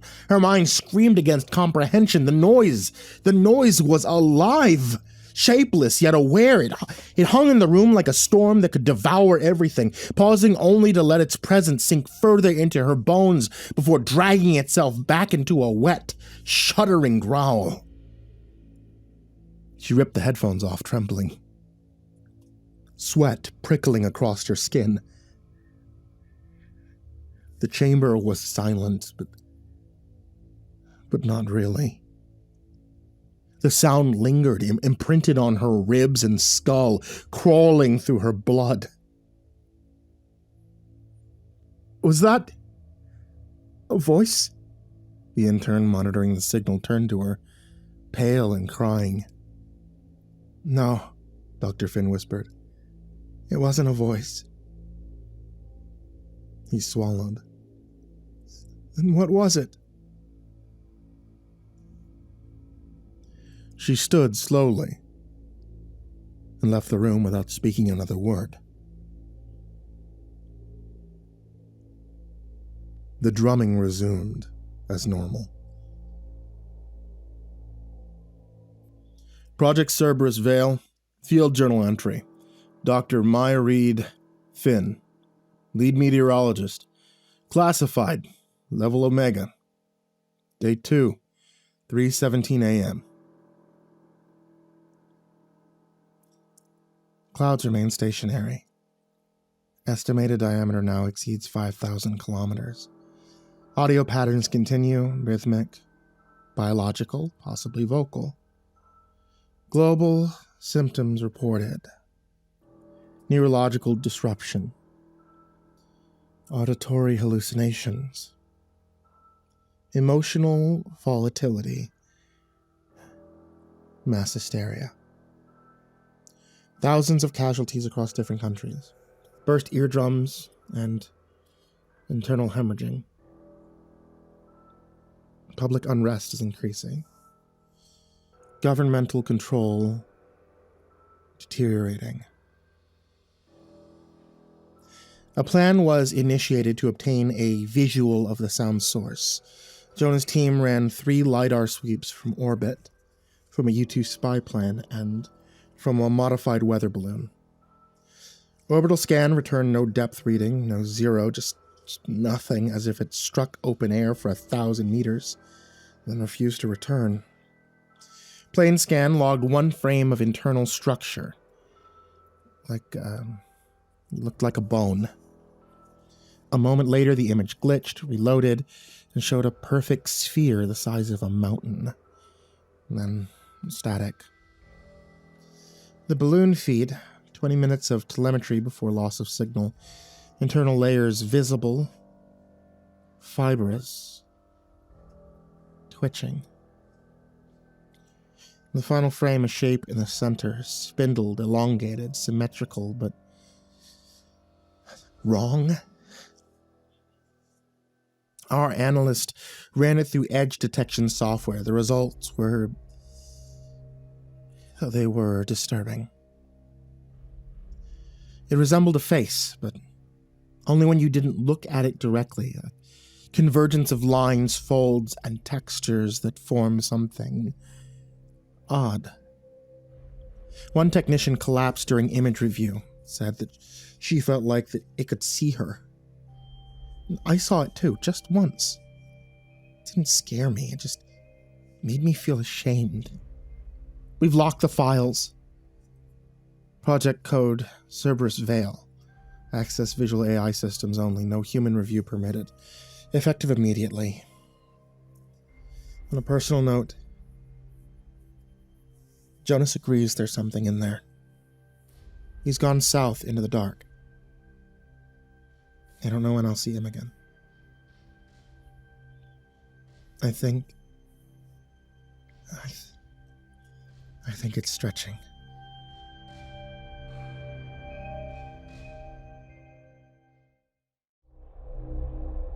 Phase 3. The arms. Dr. Finn jolted from her sleep, her phone vibrating on the steel table. She'd passed out at her desk, overworked and exhausted. She grabbed her phone. The screen read, Jonas, DAP. Finn? Jonas's voice came sharp, urgent. Are you seeing the latest readings? Her pulse quickened. The cloud had been behaving differently. The drumming was heavier, more insistent. Thump, thump, thump, thump, thump, thump. I'm watching. It's intense, but nothing new yet. Thump, thump, thump, thump, thump, thump. Intense? His laugh was bitter. Intense doesn't cover this. The subsonic pulse? Every monitoring station on every continent, they're aligning. The underside of the cloud, it's splitting along a straight vertical seam. The satellites caught it just before it closed again. Dr. Finn frowned. A seam? Thump, thump, thump, thump, thump, thump, thump, thump. Like it's preparing to open, and I don't mean metaphorically. His voice dropped, urgent. There's a pattern in the pulse. rhythms building. I don't know how else to say it. The drumming, it's like a fucking heartbeat, Reed, and it's getting faster. You need to be ready. Something's happening. Whatever you do, don't go outside. Whatever happens next, it's not just a sound, okay? It's alive. Thump, thump, thump, thump, thump, thump, thump, thump. She felt it in her chest before she could reply. A vibration deep in bone and blood, the wet resonance of something enormous stirring. Jonas, stay calm, lock yourself in, go to that bunker now. The monitors are there, you can observe, whatever you do, just do not fucking step outside. And then the line went dead. A heartbeat later across the northern hemisphere, a vertical fracture tore through the sky like a wound. It widened with deliberate slowness. Layers of mist peeled back in fleshy folds, shadows deepened, bending the space around it. A deafening, sticky squelch like tearing flesh echoed across the hemisphere. Behind it was a darkness that seemed to breathe, vast and unfathomable, a darkness that bent perception. No camera could capture it. No eye on the planet was built to perceive such a biblical event. Without tremor or trumpet, the cloud opened. What lay inside was not lightless, but unknowable. Some say it was a mouth. Some say it was a wound, and from it came the sound again, louder now, clearer. Something wet and vast and pulsing, something impossible. Not breathing, mawing. Across the world, people looked up in unison. Some screamed, some dropped to their knees. Others stood still and watched, transfixed, as the first of the arms descended. Long, tapering limbs like serpents, oily, black, and glistening, emerging from the wound in the sky in slow spirals. Some were miles long, others kilometers. They swam through the air like they were underwater. Languid, elegant, hypnotic, thousands of them, tens of thousands. They moved across the sky like a nest of worms, pouring through a funnel, coiling, searching. One by one, the arms reached down into the earth, slithering through cities, across oceans, over fields. It didn't take long for the first to be taken. A man in Tokyo screamed as an arm squirmed its way around him. His fingers dug into the strange meat as the grip around his waist tightened, pulling him skyward. His cries split the morning air. In a European city, a young couple ran through the streets hand in hand. The woman tripped, an arm twisted around her ankle. Her boyfriend tried to pull her free. The arm retracted, twisting her upwards with such force that his hands tore away from hers. He fell on his back, begging only for the arm to return for him. In a Venezuelan village, a mother was snatched from her courtyard. Her young daughter clung desperately to her leg, screaming for her mother to come back down. Her tiny hands gripped her mother's ankle in desperation to save her, but the child's fingers could not hold. They were ripped upwards hundreds of feet in a matter of seconds. Her mother's body ascended, twisting elegantly like a dancer in midair, but gravity did not forgive the child. She fell, limbs flailing, hair whipping across her face, colliding with the unforgiving earth. The sickening thump echoed across the village. Some were taken screaming, others laughing, lifted as if ascending to a dark ecstasy. Cultists, convinced of divine favor, threw themselves towards the putrid appendages, arms outstretched, their voices raised in hymns or chants of joy, begging for rapture. The arms took only a few of them with the same cold precision, pulling them upward as their ecstasy transformed into terror mid-flight. Across continents, people fought, clawed, resisted. But it was futile. Each arm performed the same ritual, one human at a time, spiraling upward towards the yawning darkness, then returning to the earth for its next selection. Cities became theaters of chaos. Streets emptied in seconds. Traffic snarled and stalled.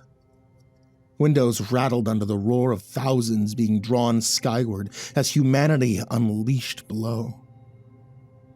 Parents clawed for their children. Children screamed for their parents. People tried to leap from balconies, bridges, rooftops, only to be grabbed mid-fall. Their last moments a tangled dance of limbs and terror. In remote fields, farmers and herders watched as the arms swept across the horizon, livestock scattered, terrified, the ground shaking under the thrumming resonance of the arms.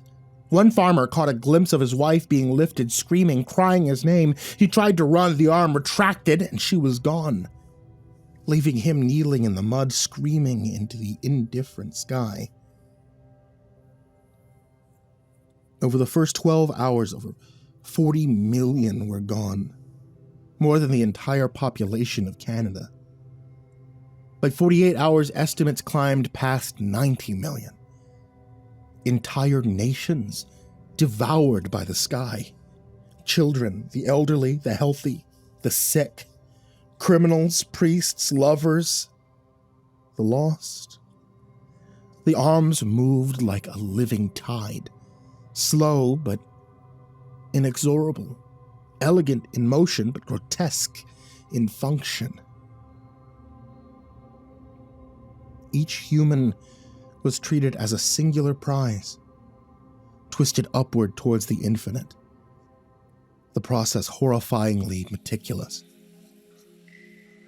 Dr. Finn watched from the bunker as the monitors flared with the streams of objections, faces contorted in panic, joy, or disbelief. She could hear them through the cameras, screams and prayer that layered upon one another like a living symphony of terror. The arms paused briefly over cities, observing, coiling and uncoiling. Their thick veins pulsated. They seemed to savor the fear, and then with chilling patience, they selected again, dragging the living toward the maw. Over the 57 hours, the northern hemisphere emptied in a relentless, mechanical, almost ritualistic harvest. Every arm returned repeatedly to the sky's wound, each human plucked and lifted until the air was thick with echoes of terror and awe.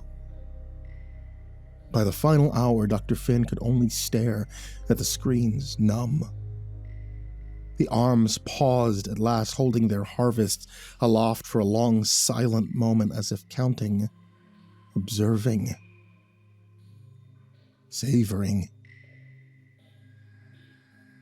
And then they began the slow, deliberate retreat, one by one, carrying their captives towards the unknowable darkness that had given them form.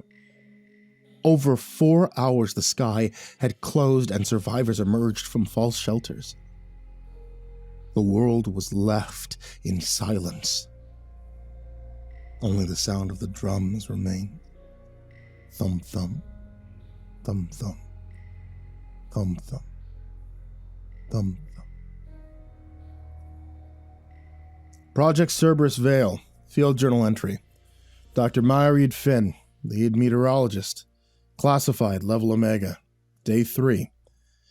11:11 p.m. The formation opened. An aperture estimated diameter is 3,000 kilometers across. Arms and tongues emerged.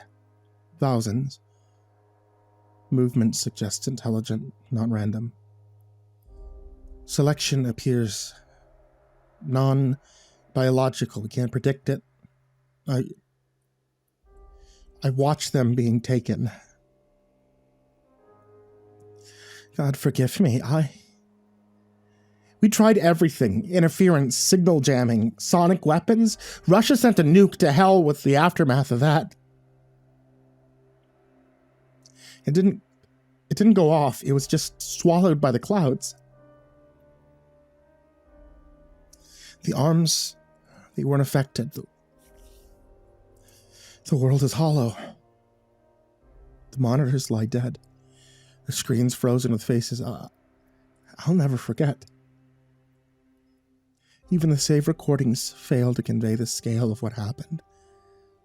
The arms, the screams, the silence that followed. Entire populations taken with the precision of a surgeon, the cruelty of a predator, the indifference of an animal. 90 million or more, perhaps 100 million, I can't be certain. The northern hemisphere is a graveyard with no corpses, and yet the sky is calm, deceptively calm. The wound closed, the drum continues. Always beneath everything, a low, incessant pulse that will not be ignored. On a personal note, I don't know what to do next. Every theory, every module, every calculation is meaningless against this. We're observers of an event where it's remnants, survivors only in a technical sense. In every other way, we're gone. There's nothing to fight, nothing to flee, only to record, to bear witness, and I will until the end. What else is there to do?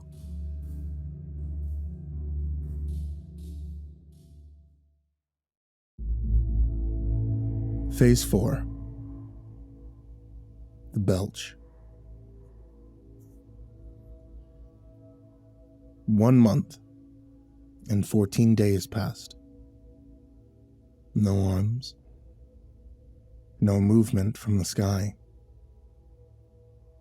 The cloud remained hanging impossibly still above the Atlantic, like a wound that refused to heal. Most nations had abandoned any attempt to engage with it. Some still broadcast official statements, hollow, robotic, reassurances, but no one was listening. The world had been held in place, breathless, afraid to look up, held hostage by our new god.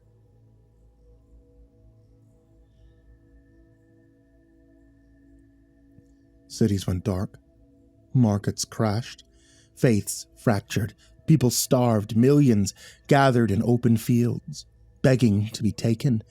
Millions took their own lives in the face of the inevitable.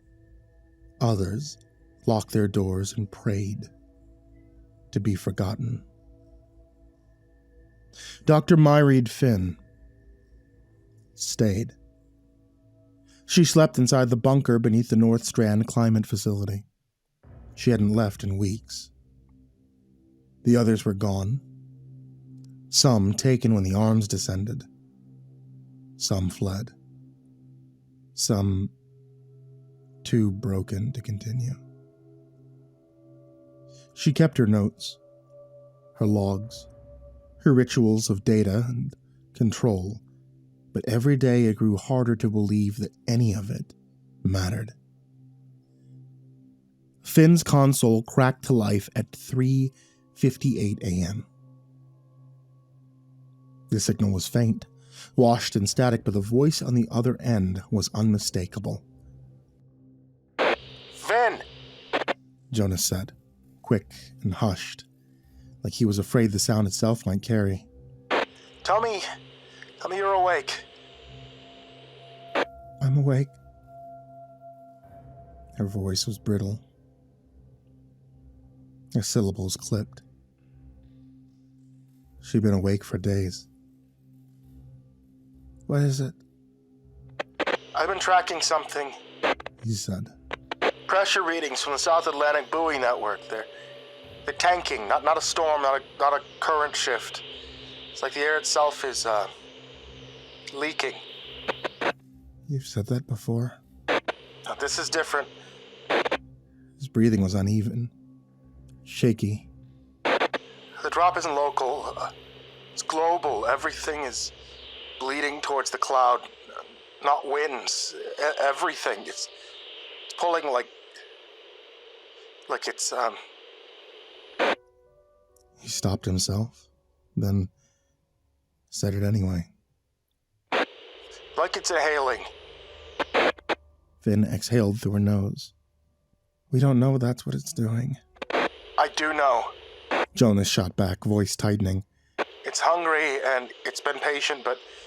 Christ, I can't believe we're still pretending this is about Data.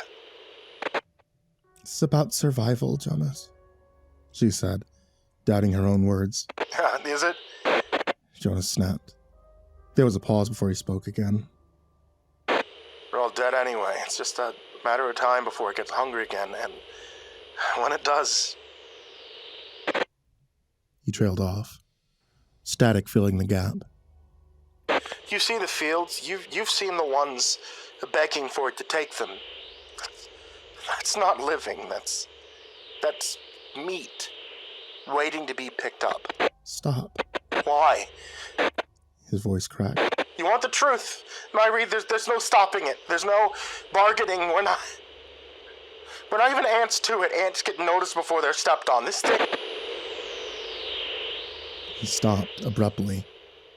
The next sound, a sharp hiss in the line. Jonas? Silence. She waited another 3 seconds, and then set the receiver down. Her fingers trembled against the console. She clasped her hands together, lowered her head, and for the first time in her life, she began to pray. She waited. Nothing.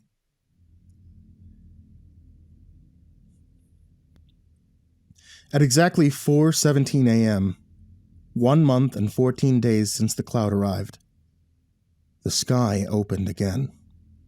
No warning, no signal, just a sudden shift of the cloud center. Folds drawing back, parting like lips peeling open by invisible hands. The drumming was constant, but this time something new came.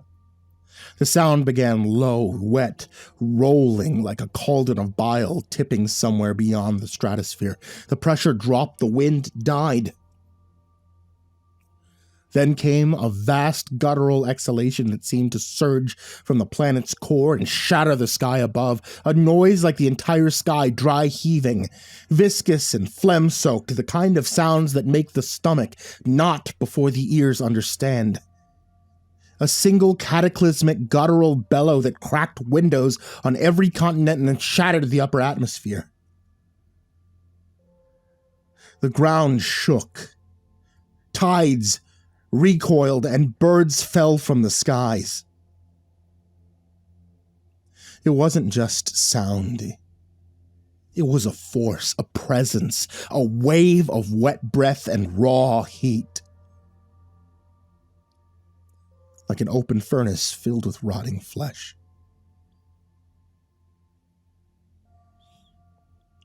It swept the globe within minutes. People clutching their heads and screamed as their ears bled. Animals bolted and dropped dead mid-run. Birds fell in flocks. Machines died. Satellites blinked out. Those at the epicenter could only scream as the force burst them into nothingness. And the smell. The stench so vast, so cellular, it soaked through the walls. It crawled into the lungs and stayed there. A taste of spoiled meat, copper. People vomited, others tore at their flesh trying to escape it. Most were dead in seconds. And then came the blood. From deep within the beast, beyond the gauze and the folds of mist, something ruptured. A pressure valve, a gullet, a wound, no one knows. A tidal wave of thick, arterial blood. expelled with such volume and speed that it fell like monsoon rain over half of the globe. Red soaked the ocean and rivers, red splashed across the rooftops and deserts and jungles. Half the earth painted in blood. It steamed where it landed, hot, thick. And it reeked of iron, something sweet, something wrong. Some said they heard whispers in the rain. Clouds peeled back, and for the first and only time, the being was seen. Truly, truly seen. For exactly 93 seconds, the sky was clear. Not in fragments, not distorted. It filled the sky. It was the sky. Its shape defied thought, impossibly symmetrical, yet shifting as though the universe itself was trying and failing to remember it.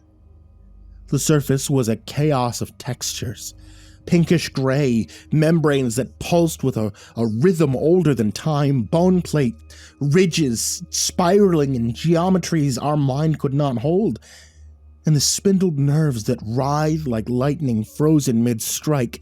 Each wrinkle, each twitch seemed to hum with awareness, as if the cosmos itself had been stitched into its flesh.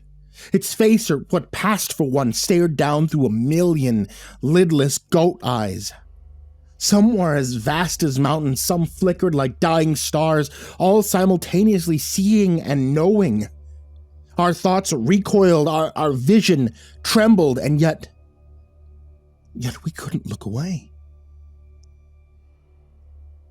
And then it did something impossible. It smiled.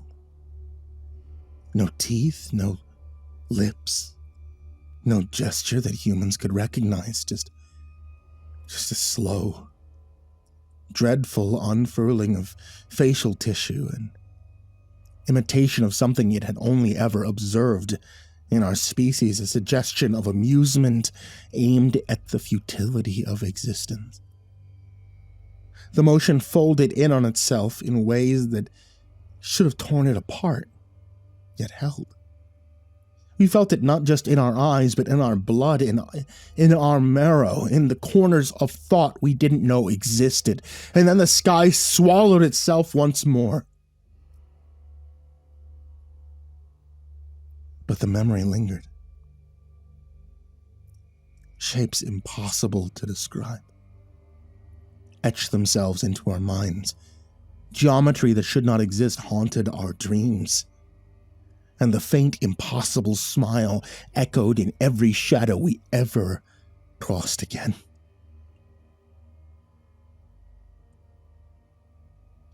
Silence fell. Not peace, but silence. And then nothing. No arms, no sound. Just the repetition of fear felt through the drum of the cloud. The wind returning at last, the stench never faded, never fully gone. The red rain soaked into everything. No government spoke publicly again after that. People stopped going outside. Entire towns were found empty, dead. Others worshipped. Others killed themselves. The world waited.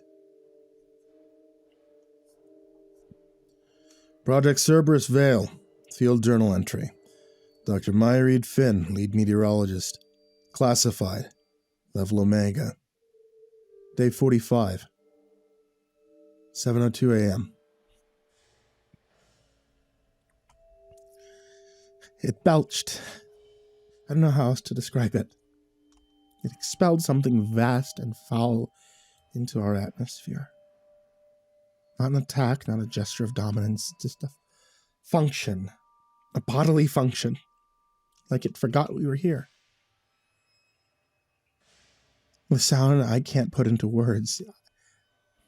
I felt it in the roots of my teeth, in the gaps between cells. It broke something in the sky, and that smell, the smell is still here, clinging to the vents, to my skin. It soaked its way into the bunker. The blood is everywhere. We confirmed it's organic, human, and something else. For 93 seconds, it let us see it. I don't know if we were supposed to. I don't think it cares. I haven't slept since. I don't believe there's anyone left who can read this, but I'm still writing. There's no scientific language left for what's happening. It's not an anomaly. This is a presence.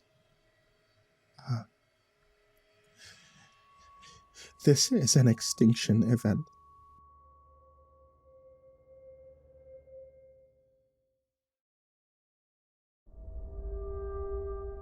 Phase 5. Afterbirth. It began to harden. Not all at once, but gradually, day by day, as the blood congealed under heat and rain. The bright red stains that had covered oceans, cities, forests, darkened, thickened with reddish clots. Then, it began to bond. What had first been described as organic blood now revealed itself to be something more. A precursor. A fluid waiting to become. On the 15th day after the belch, the first major surface scan from what remained of the LEO satellites returned images of a continuous sheet forming across the Atlantic basin. Fibrous, pale, rigid in places like cooled wax, spread over the surface of the earth. At first it seemed like sediment or ice, but it flexed. Beneath solar radiation, it tightened. Beneath lunar light, it swelled. Seismic equipment registered subtle movements, microscopic contractions, as if breathing through the crust. The red had become a pink-gray, and the pink-gray was becoming skin. A skin that now stretched, uninterrupted, from Portugal to the eastern edge of the Caribbean. The scientists who remained debated this transformation in hushed mechanical tones. No conclusions were reached. There was no baseline, no comparative model. But Dr. Myreed Finn understood. This was not an invasion. It's not a divine punishment. This was gestation. Earth, or what remained of it, was being blanketed in something alive. Not absorbed, not consumed. Prepared. And then at 8:46 p.m., on the 46th day, the cloud moved. It shifted without sound, without storm, without effort. Not blown, not carried, not pulled by gravity. It simply drifted. As if an unseen cord had been cut, as if the process in the west had reached some threshold. It took 6 hours to traverse the ocean, 6 hours of silence. People in Asia and Australia watched it approach, the spiraling gauze blotting out the sky as if it was swallowing it whole. They had seen the videos, they knew what would happen. Still, they watched. Some hoped it would pass. It didn't. At 2:17 local time, the clouds settled above the Indian Ocean. The sky began to open again, and the arms began their terrible descent. Project Cerberus Veil. Field journal entry. Dr. Myreed Finn, lead meteorologist. Classified, level Omega. Day 46. 11:44 p.m. Cerberus Veil. Final transmission. The blood is not inert. It's a matrix. A forming tissue, something between placenta and a cocoon, still soft in parts but solidifying. Already 3/4 of the Atlantic seafloor is covered in a single sheet. Our instruments can't pierce it. It's warm, pulses every 7 minutes. It's alive. The cloud has moved to the Indian Ocean. Initial signs suggest the process is starting again. Same pattern, same altitude, same shape, same silence. I believe that this is reproductive behavior. A life cycle, this thing or system, entity, it's using the atmosphere to sow itself. It doesn't see us, doesn't hear us, it doesn't need us. We weren't chosen, we weren't rejected. We were incidentally present. What we thought was an anomaly was a phase, a part of something older and larger, maybe 1,000,000 years old. Maybe eternal, doesn't matter. What matters is what's being left behind. A blanket, a membrane, a womb stretched across the earth. There's no rescue coming. There's no top of the food chain. There's only the shape behind the clouds and what it leaves in its wake. I'm writing this from a world already half covered in skin, already half dead. Tomorrow I'll step outside and feel it for myself. I want to know if it responds. I want to know if it knows I'm here. End of log.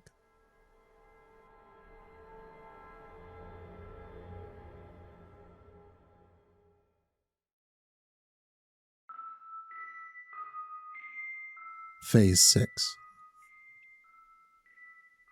Final breath. The surface of the planet is no longer visible. A thick, swirling fog blankets every inhospitable continent, every ocean, rising miles into the sky. It doesn't move with the wind. It ignores the weather. It simply clings, dense, luminous, and unnaturally still. Satellite feeds, what few remain, show the same impossible formations above Earth's surface. Layered mist, spiraling but unmoving. No rotation, no eye. Just folds.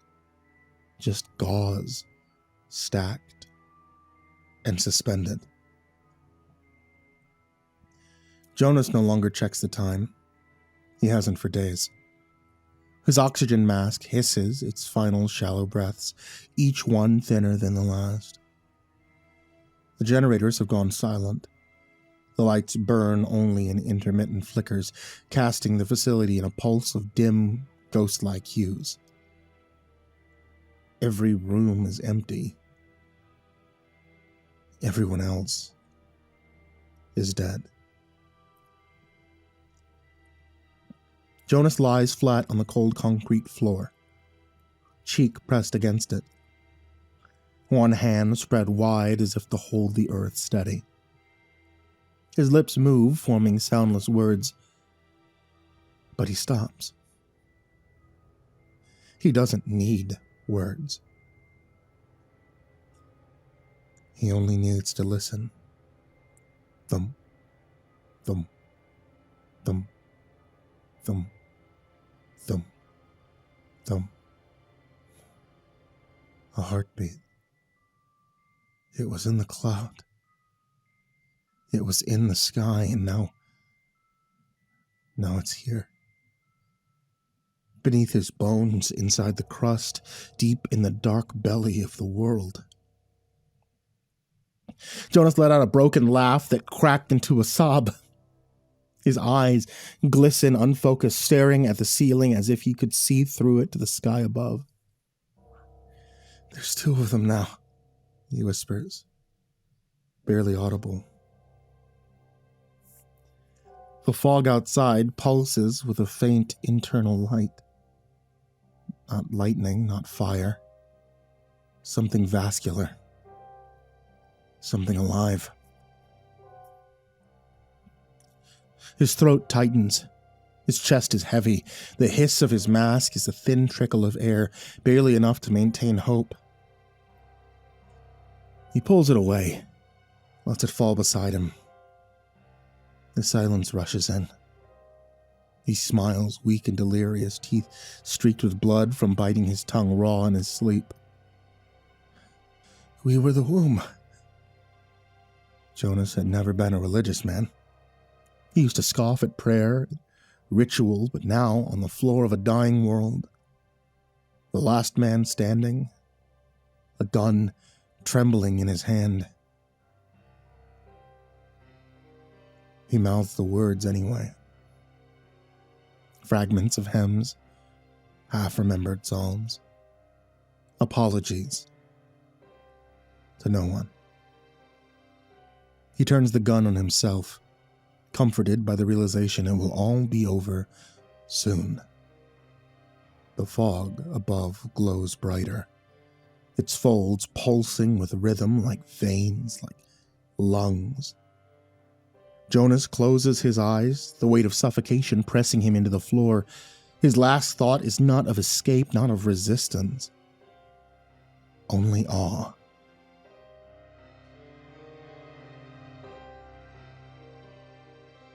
Far beyond Earth, in the silence of space, the first cloud drifts on, searching for the new world. The Earth exhales its final breath and becomes something new.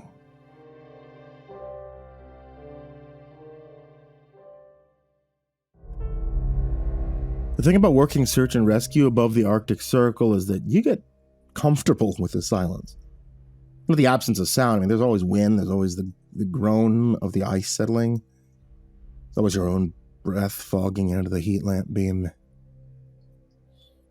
I'm in the silence of empty space, miles of it. Kind of makes you understand why the Inupiat, 47 words, different types of darkness. My 4th year at the SAR station. Tonight's a paperwork shift, which means I'm alone in the operations room with 3 thermoses of coffee and a stack of incident reports that need signatures. Heater clicks on every 12 minutes. Radio hisses their white noise lullaby. Outside it's a nice, balmy negative 34 degrees Fahrenheit, and the tundra stretches flat and featureless to the horizon like a frozen ocean. Most people who go missing out here fall into 3 categories. Tourists, who underestimate the cold. Locals, who overestimate their sobriety. And elders, who simply Simply walk into the white and they don't come back. And that last category we don't talk about much. It's cultural. No, it's complicated. That's it's not my story to tell. What I can tell you is this. The radios always click at 3:07. It's not a transmission, it's not interference, it's a single sharp click across all channels simultaneously. Atmospheric pressure. You know, that's what I told myself for the first 2 years. Electromagnetic phenomena. The aurora, it does strange things to signals up here. And then, last night, I checked the station log going back 11 years. Every night. 3:07 exactly. Every single night for over 4,000 consecutive days.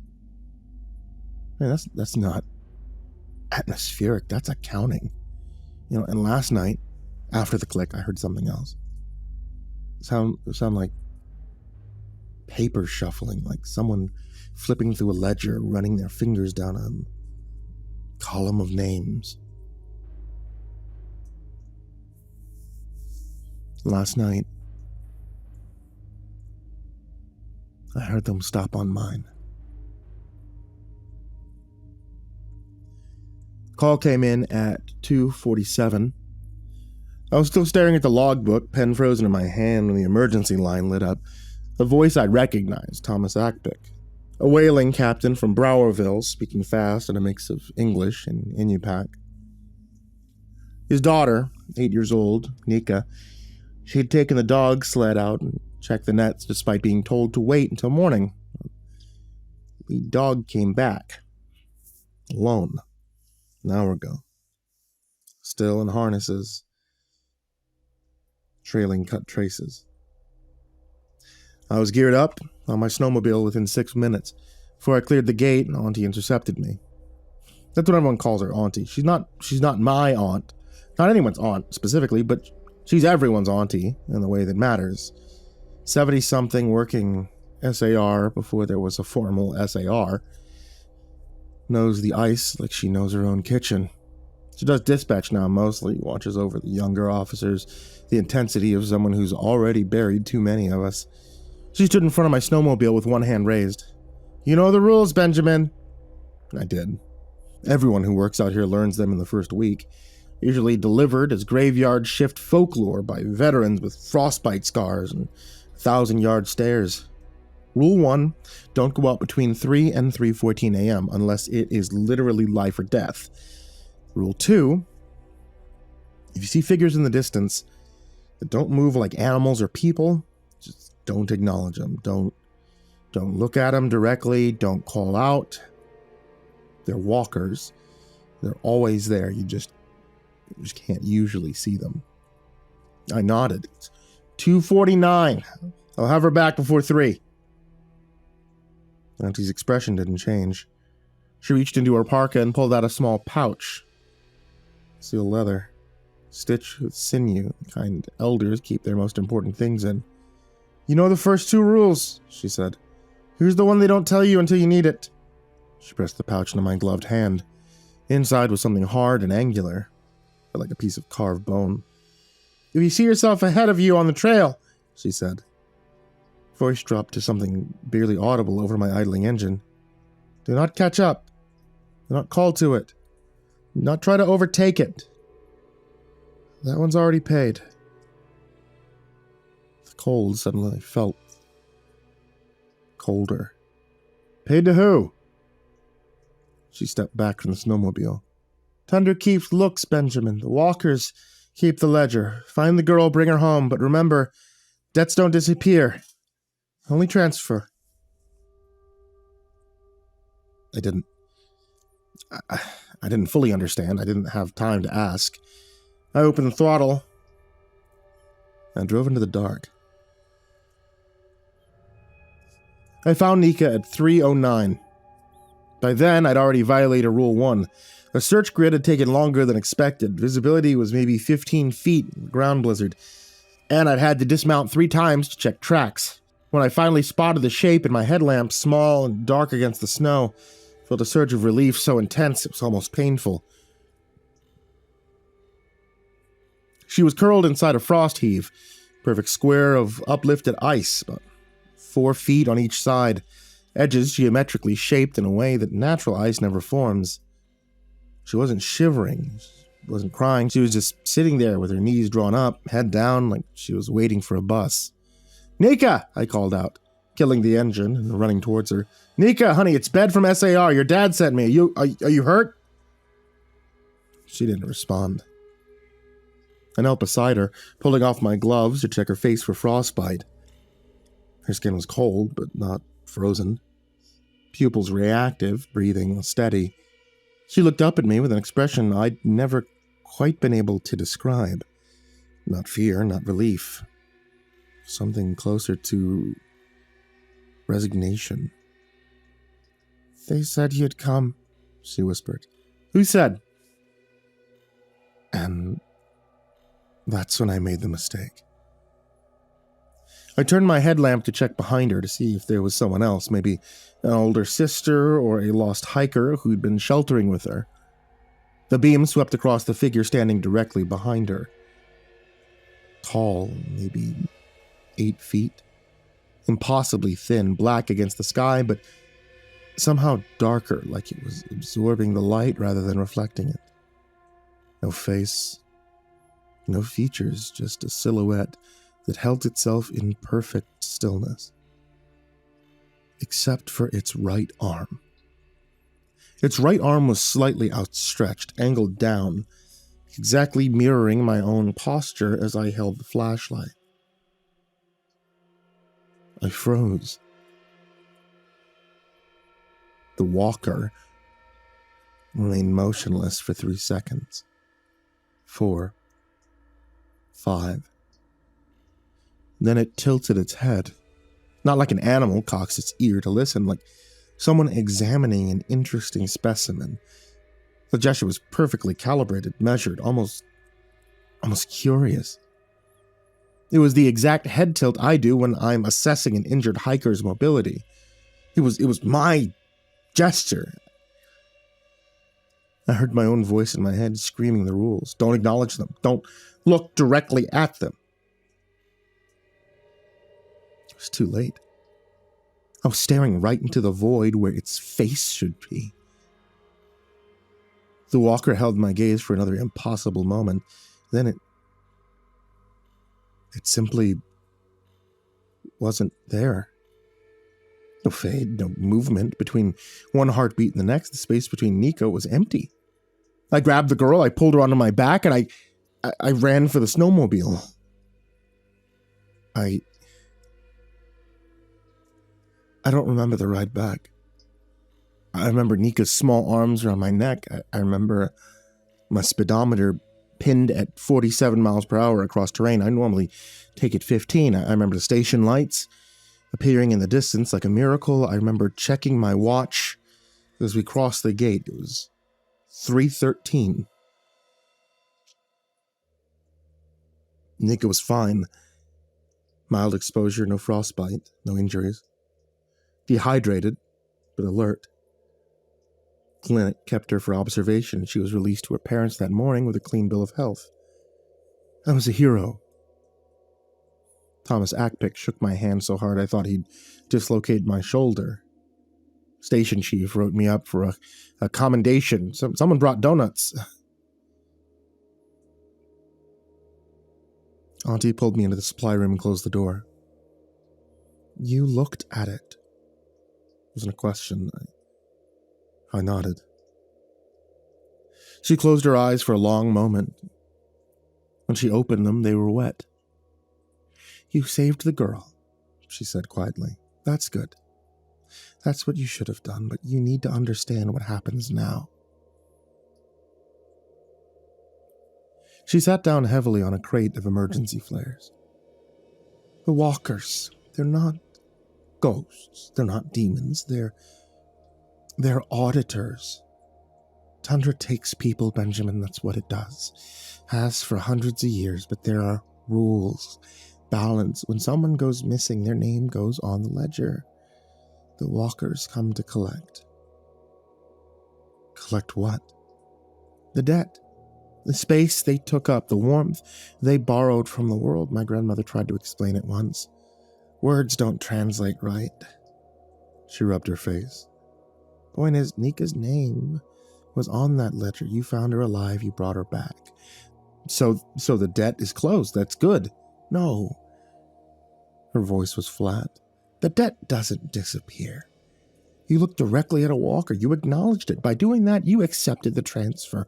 Someone still has to pay. The ledger needs a name. My stomach dropped. And now it's yours. She stood up, pulled me to my feet, looked me hard in the eyes. You have 7 shifts. And the clock hits 3:07. 7 nights from now, the walkers will come for you unless you balance the ledger another way. What way? The missing person call will come in. You find them alive, and then you transfer the debt. Case closes clean, your slate's wiped, you walk away a free man. A cold void opened in my stomach. That can't be true. It is. Your name leaves the book, another one takes it. The horror of it locked my jaw when I could finally speak. The words were a whisper. You're telling me I have to condemn an innocent. Her expression didn't change. I'm telling you the rules. What you do of them's between you and the ice.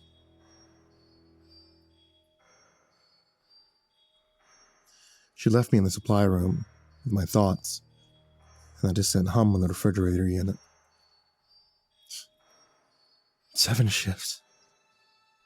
6 days. By the end of the week, I either save a life or I sacrifice one. And the worst part?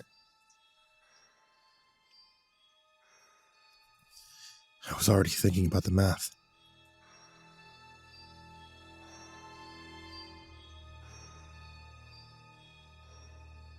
Next night I drew solo patrol. Routine sweep of the lake road, checking the ice fishing shelters, making sure no one's passed out drunk in their truck. Quiet shift. Empty tundra. The aurora was out, painting the sky in sheets of green, violet. At 3:07, the radio clicked, and the ice beneath my snowmobile vanished. Not broke through, just vanished. Perfect square, 8 feet on each side, open directly underneath me. I killed the engine, threw myself sideways, rolling onto the solid ice as the machine teetered on the edge. The hole wasn't filled with water, it was filled with nothing. Elevator shaft of absolute black dropping into a depth I couldn't measure. The aurora light hit the edge and just stopped. Then something climbed out. The walker rose from the shaft like smoke taking shape, but this time it wasn't a featureless silhouette. It was wearing my SAR coat, the same model, same color, same wear pattern on the left elbow where I lean on the truck door. My name patch was stitched on the breast, Harper B. The letters were backward, they were mirror flipped. It stood on the ice and shifted its weight on one hip, a tired stance I fell into at the end of long shifts. It opened its mouth. The first sound was static, like a radio stuck between channels, a dry, crackling exhalation that might have been an attempt at breath. It stopped. Tilted its head, my head. That same analytical gesture, and tried again. The second sound was clearer, a rasp that almost had syllables, almost had tone. It was trying to learn my voice. I pulled my flare gun with shaking hands and fired directly into its chest. The flare entered the dark coat and kept going. No impact, no light, no sound, like throwing a stone into a bottomless well. The bright red phosphorus just disappeared into that infinite black. The walker looked down at the entry point, then back at me. It tilted its head again. This time I recognized the gesture from the inside. That's what I look like when I'm sizing someone up, when I'm deciding if a hiker can make it another mile or if a victim's story adds up, or if someone's dangerous. It was learning how I think. And then I stepped backwards into the shaft, the square of missing ice sealed over in an instant, smooth, perfect, like it had never been broken.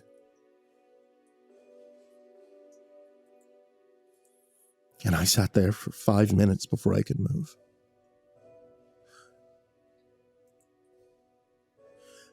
I owed them a debt.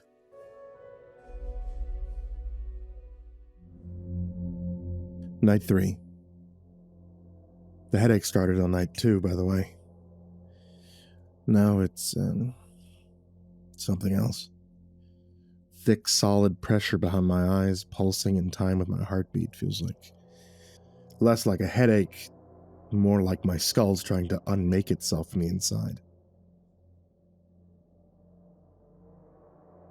I was at my desk staring at an incident report until the letters bled together. When Nika's father shouldered his way into the station. His daughter, Nika, was a silent shadow behind him. Her small face far too serious. "Harper!" Heaving the cooler onto the break room table with a wet thud. 40 pounds of silver salmon for saving my girl. I stood, the motion sending a fresh, hot spike through my temples. This is too much. I was just doing my job. My objection died as Nika's voice, small but impossibly clear, cut through the station's low hum. "Auntie showed me where to wait," she said. "She said someone would come before the bad thing did." Then the studio went silent. One moment there was the familiar clutter of noise, Chief Morrison's low chuckle, the clack of Dale's keyboard, static hiss of the radio. The next, there was nothing. It was as if a glass bell had dropped over the entire room. Morrison was frozen, his coffee cup an inch from his lips. Dale's hand hovered over his mouse, his fingers poised but unmoving. The radio static did not just go quiet. The absence of it was a physical weight in the air. My gaze dropped to Nika. Her dark eyes were fixed on me, and they had a knowledge that had no business in the face of an 8-year-old girl. They were ancient and terrified. A full 3 seconds passed. The pressure in my head tightened. Then the world rushed back in. Too loud, too fast. "Nika, honey, you know Auntie. She's everyone's friend. She's probably just praying for you is all." He took a sip of his coffee. "Right," Dale chimed in, his voice a notch too high. He clicked his mouse with an uneasy force. "Kid Auntie's got a sixth sense about these things, like a guardian angel." He laid a heavy hand on his daughter's head. "Do not go giving the officer your wild stories, Nook." But Nika did not look away from me. She didn't even blink. "Have you seen her since that night?" she asked. The silence returned, but this time it felt deliberate, a solid wall.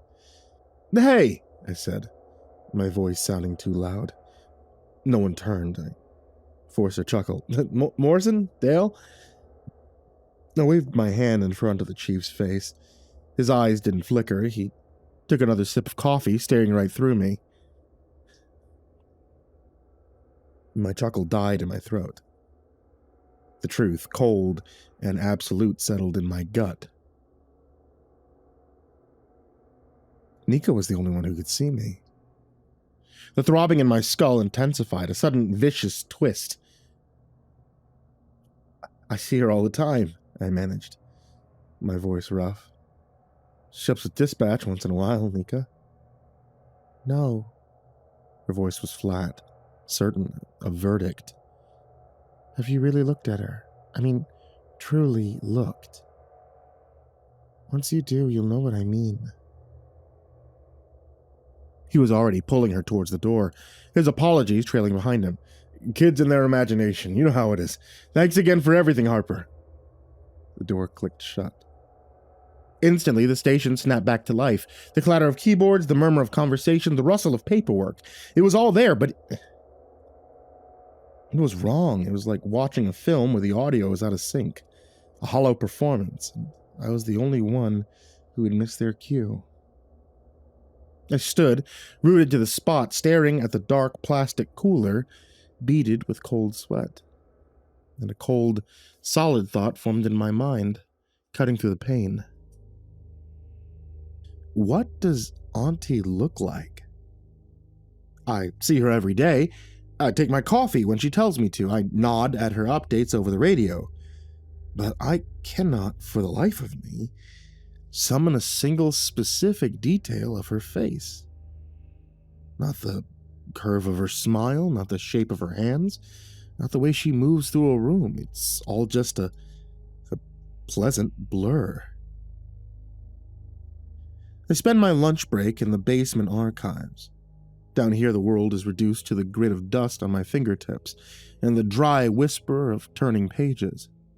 When my phone lights up with my wife's call, I watch the screen go dark.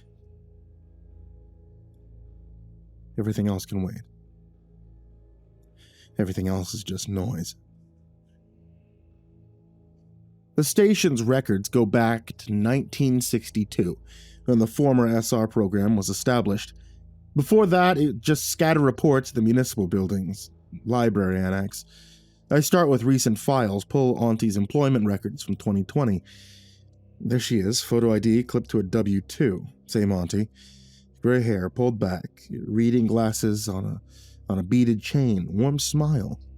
Date of birth, March 15th, 1960. Another form, employee health insurance enrollment. Same photo, maybe a few less wrinkles. Date of birth, March 15th, 1960. Pension paperwork. Date of birth, March 15th, 1960. Original hiring document. Photos slightly faded, but it's her. Same face, same smile. Date of birth, March 15th, 1960. I've looked back and forth between the photos. The lighting is different, the background changes, but her face stays exactly the same age in every single image across 30 years. The headache is an ice pick now, driving into my frontal lobe with every heartbeat. I drive to the library and request historical records, search and rescue reports, anything from the region. The librarian, an elder named Margaret, peers at me over her glasses. That's quite a project. What are you hoping to find? I just need to understand the history, I say, my voice tight. My phone buzzes in my pocket. Again, I know it's her. I know I'm stressing her out, but the thought's a distant thing, drowned out by the static in my head. I have days, maybe less. This takes precedence. Everything takes precedence. She brings me a photo album, community newsletters, newspaper clippings. 1956. Group photo of volunteers after a successful rescue. In the back row, partially obscured, Auntie. Same gray hair. Same glasses. 1968. Dedication ceremony for the new station. The crowd. Auntie. 1987. Wartime civil defense meeting. Photos grainy, black and white, but I can make out her silhouette in the second row. Margaret leans in to look, her pleasant librarian smile still in place. It doesn't waver as her eyes track Auntie's face across the decades. She doesn't startle or question, she simply nods, as if confirming a known fact. That's Auntie and all of them, isn't it? She murmurs. Funny how some folks just have that timeless quality. My mouth is dry. How old is she? Oh, you know elders. Margaret pats my shoulder, her touch making me flinch. It's rude to ask. Why do you want to know? She adds. Because it doesn't make sense. The words scream inside my skull because I want to hold these photos side by side, force you to see that the same woman is in a photo from 1952 and a report from last year, because everyone is blind when they look at her. Instead, I say, just curious. Margaret's smile doesn't reach her eyes.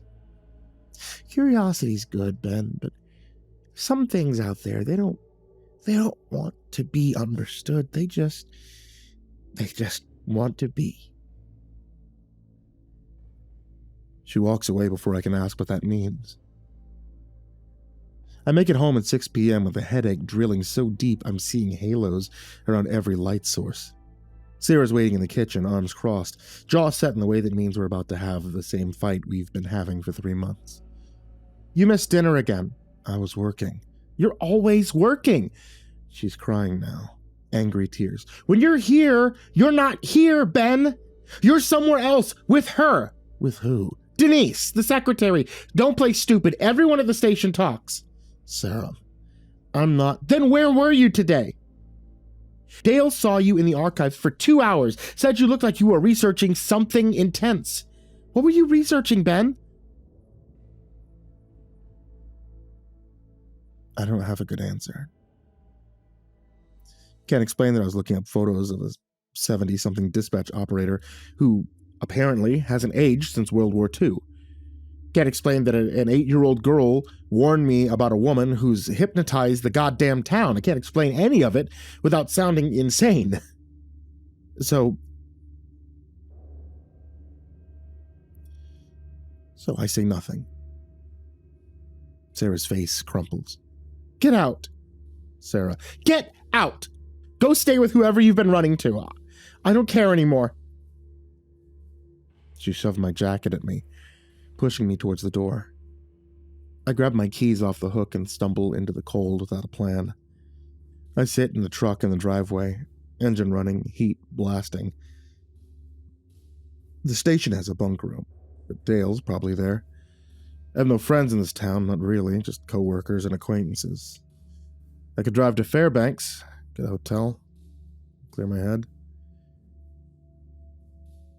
Instead, I put the truck in reverse,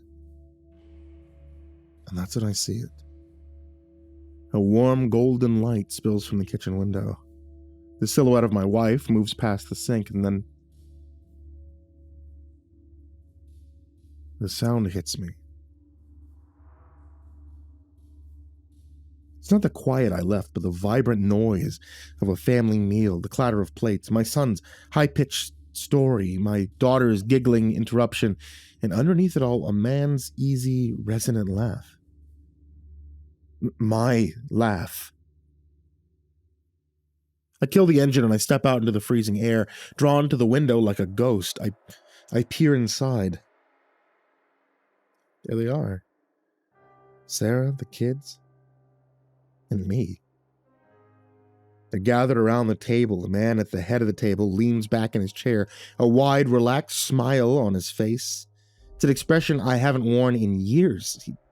He says something, and Sarah laughs, her real, unforced laugh, and reaches out to squeeze his arm.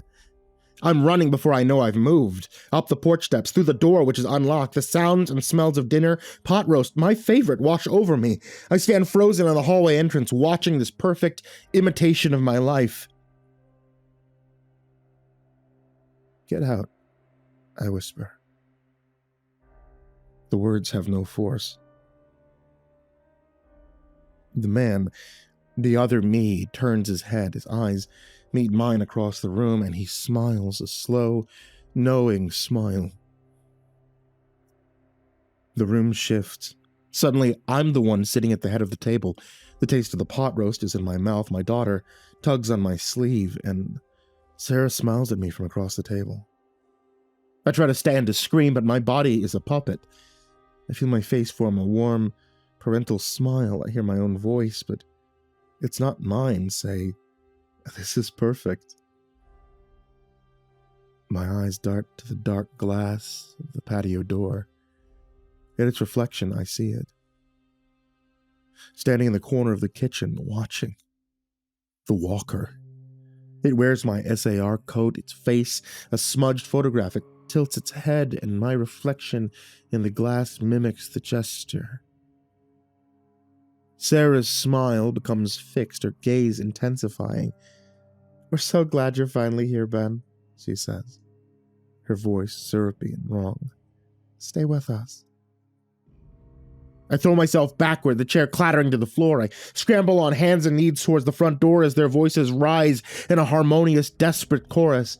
"Ben, don't go! Ben, we love you! Ben, your dinner is getting cold." I stumble into the truck, slam the locks, and force myself to look back. They're all at the kitchen window now. Sarah and the kids, they stand in a row staring out at me with identical, placid, vacant smiles.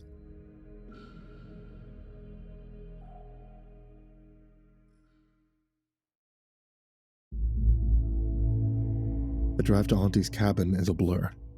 My body operating on autopilot, my mind can no longer sustain, but by the time I park, the clock reaches 9 p.m.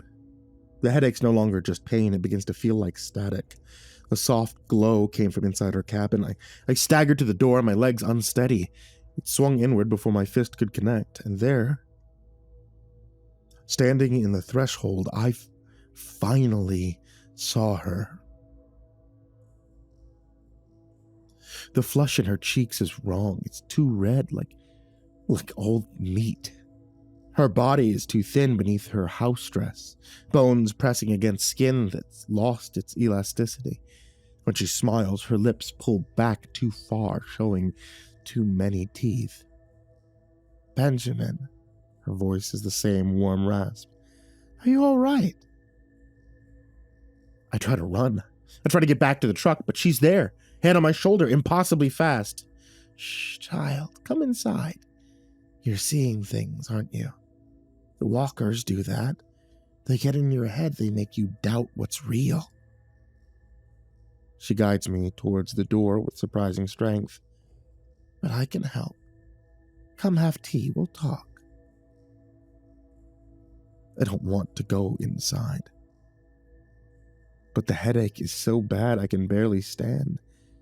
And her cabin is warm, and she's the only person who's acknowledged that any of this is happening. I followed her inside, the door closing behind me with a soft, final click. The cabin felt smaller than I remembered and darker, as if the walls had crept inward to swallow the light. I noticed the shadows in the corner didn't behave properly, stretching and pooling in defiance of the single oil lamp that burned on the counter. Without a word, Auntie guided me to her kitchen table, her hand on my arm as she directed me into a chair. She moved to the stove to put a kettle on, her motions possessing a fluid, unnerving grace that belonged to someone decades younger. "You're on night 3, she says. Not a question.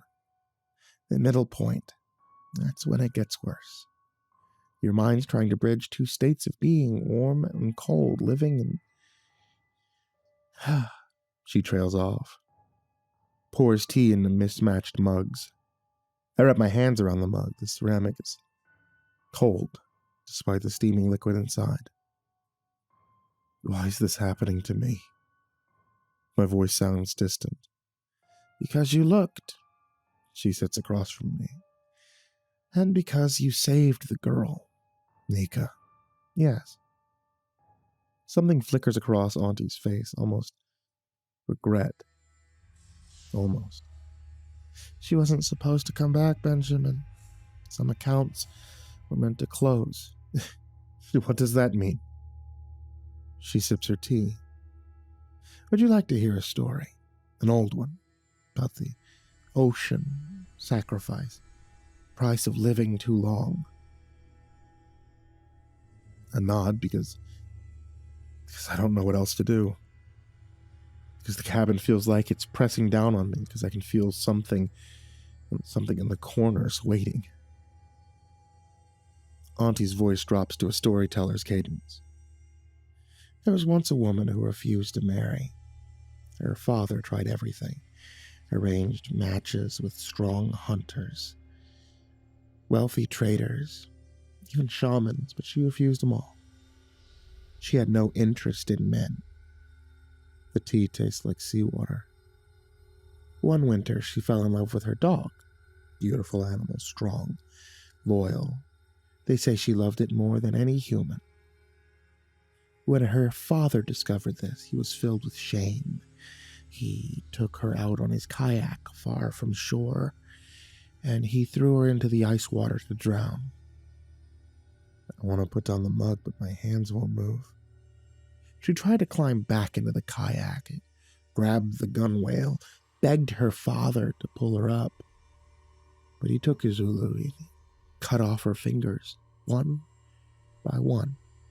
Each finger that fell into the water became something new, became seals, whales, all the creatures of the deep, and the woman herself sank down to become Sedna, the mother of the sea, keeper of drowned things. Auntie's voice had changed, become layered like multiple people speaking in unison. But here's the part they don't tell children. Sedna didn't just become a goddess, she became hungry. Every finger she lost was a piece of warmth taken from the living world, and to keep existing, to keep her place in the deep, she needed to replace that warmth again and again forever. My vision's tunneling. The cabin walls seem to breathe. We all make choices, Benjamin. Some of us choose to drown. Some of us choose to cut the fingers. Some of us... She leaned forward, and her face is changing, cheeks hollowing further, skin pulling tight against skull. Some of us choose to feed. In the window behind her, I see them. Walkers, 3 of them, standing perfectly still, watching. I try to stand, but my legs are numb. I try to speak, but my tongue is thick. Auntie reaches across the table, touches my hand with her cold hands. I'm sorry, Benjamin, but you understand, don't you? A child's life buys more than adults. More years, more warmth, but you saved her. You broke the equation, so I need yours. She's holding a curved knife with a bone handle. I try to move, and my body is leaden, and a cold understanding dawns. I know what she's put in my drink. It won't hurt. The cold comes fast at this stage. You'll just stop, and I'll have 17 more winters, maybe less. Not as young as I used to be. She laughs. That sounds like wind through empty buildings, though I suppose 7 centuries is a good run. The walkers in the window are inside now, standing behind my chair. I can feel them. I can feel them radiating cold. Auntie raises the knife, and in that suspended moment, a fractured memory crashes over me. It comes in a flash. A woman is screaming, running desperately through deep snow with a mob at her heels. Their torches cutting through the darkness as voices shout, "Witch! A demon! Unclean!" She stumbles and falls, and someone catches her, holding her down while another brings that ulu to her face. The blade cuts from cheek to jaw, and she's screaming a name over and over. In a desperate, pleading mantra, Akna, Akna, Akna. I shout the name without thinking, a raw cry that tears from my throat. Akna! The effect is instant. Auntie recoils as if I've struck her, and the knife clatters to the floor. Light pours through the window. Not moonlight, not aurora, something older. It illuminates Auntie in harsh relief, and I see what she truly is, the centuries of borrowed time written in the spaces between her cells, the hollow where her humanity used to be, the scar on her cheek that never healed. The walkers behind me scatter. They simply cease to exist like smoke in wind. Auntie, Achna, crouches away from the light, making sounds that aren't quite words. It's giving me a chance. I run. I burst out the door and into the suffocating snow, my truck keys already clutched in my hand as if they had materialized there. The engine roared to life on the first try, a miracle or some other form of interference. I don't know, and I don't care. It wasn't until I was a half-mile down the road, the tires crunching on the packed snow, that I dared to glance into the rearview mirror. Her cabin sat dark and silent and solitary against the vast white expanse. But in the single window I could see her, a stark silhouette standing perfectly still, watching me flee. Waiting. Night 4. The station feels wrong in a way I can't articulate. The fluorescent lights hum at a frequency that makes my teeth ache. Coffee tastes like copper. When I walked in for my shift, Morrison looked up from his desk, smiled, went back to his paperwork without saying a word. Not unusual, except Morrison always asks about the weather, always. For 3 years, every single shift. How's it looking out there, Harper? Today, nothing. Dale's at his desk typing with mechanical precision. His posture's too straight, his movements too measured. I tried to talk to him when I came in, ask him if he wanted to grab lunch later. He looked at me with eyes that didn't quite focus and said, "I don't know you." Then he went back to typing. Headache's constant now. Thick, pulsing pressure behind my eyes that makes the edges of my vision blur. When I blink, I sometimes see after images of things that aren't there. A tall figure standing in the corner, a hand reaching for my shoulder, shape of someone's face, pressed against the window, watching. I've been staring at the same incident report for 20 minutes. The words keep sliding off the page. At 14:37, my phone rang. I didn't recognize the number, but the area code was local. I almost didn't answer. My hand was shaking when I picked it up. "Harper!" The voice was tight with fear. Thomas Ockbeck. "I need to talk to you, not at the station. Can you meet me?" "Thomas, what's wrong?"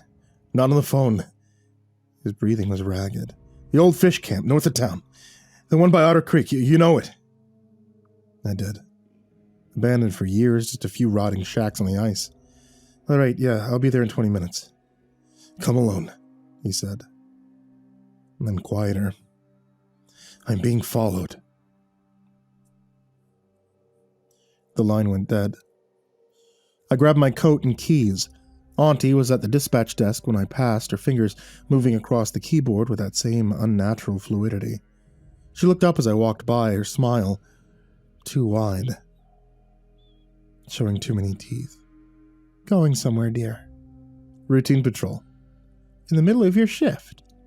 Her head tilted just slightly, same angle the walker had used. "You should rest, Benjamin. You look so tired." "I'm fine." "Are you?" She stood up, moving around the desk towards me. I backed towards the door.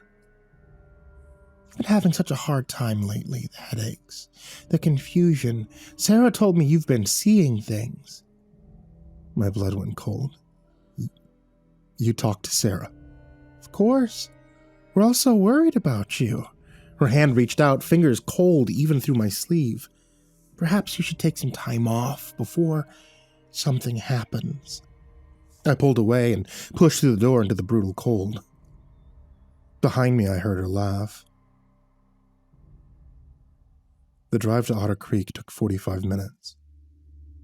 The landscape was flat and featureless, an endless expanse of white broken only by the occasional stunted tree.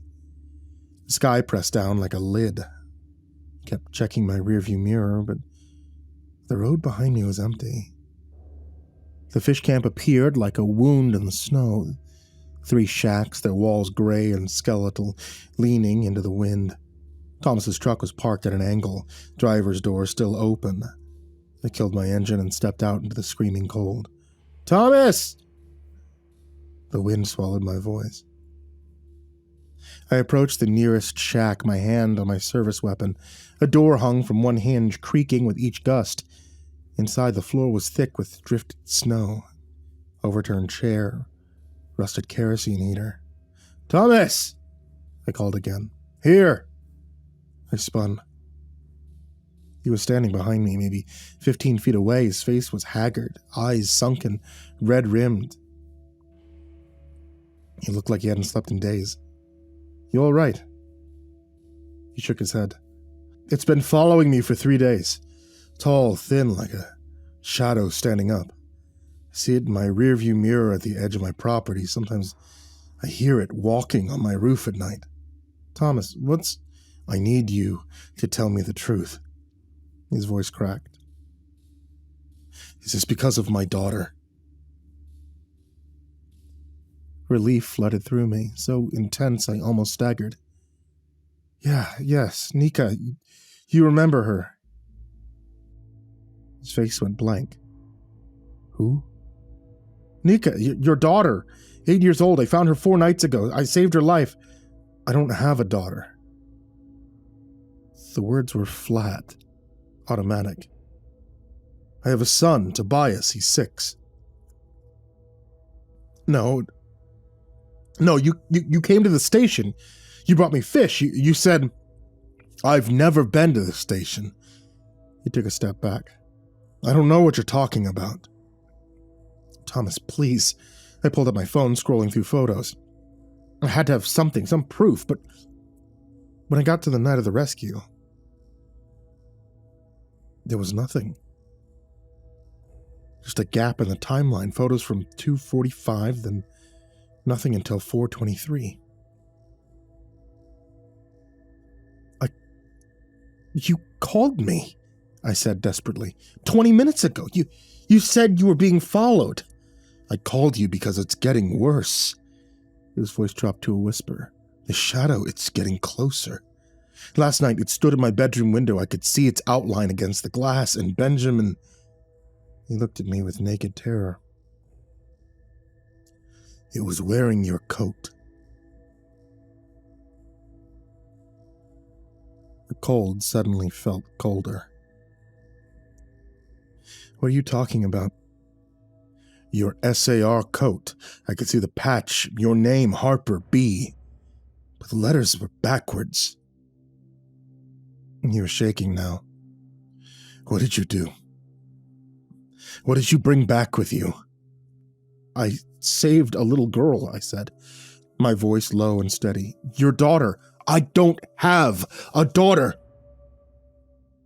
The scream tore from him as he fumbled for his car door handle, his eyes wide with pure terror. "I've never had a daughter! Get away from me!" He pushed my hand away. He got into the car and shut the door. The engine started. He drove off down the street. The taillights shrank in the dark, and then were gone. I took a step forward, plea on my lips, but a hand fell on my shoulder, its grip firm and final. I turned. Dale was standing there, smiling, that same warm, vacant smile I'd seen on my family, on Morrison, on everyone. "Hi, Ben." His voice was too loud, too cheerful. "What are you doing all the way out here?" "Dale?" My heart was hammering. How did you... When did you... "I was checking the nets. Caught some nice car today." He gestured towards the third shack. "Want to see?" His shadow was wrong. The sun was low, casting long shadows across the snow. Mine stretched out beside me. A normal human silhouette. But Dale's was too tall, too thin, stretching back towards the shack, in a shape that didn't match his body.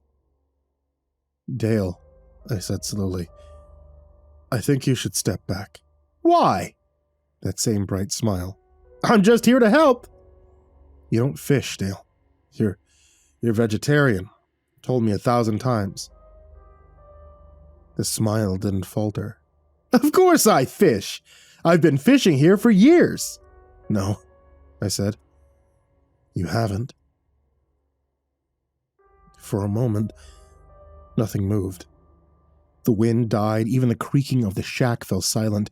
Dale stood perfectly still, that same smile frozen on his face like a photograph. Then his head tilted.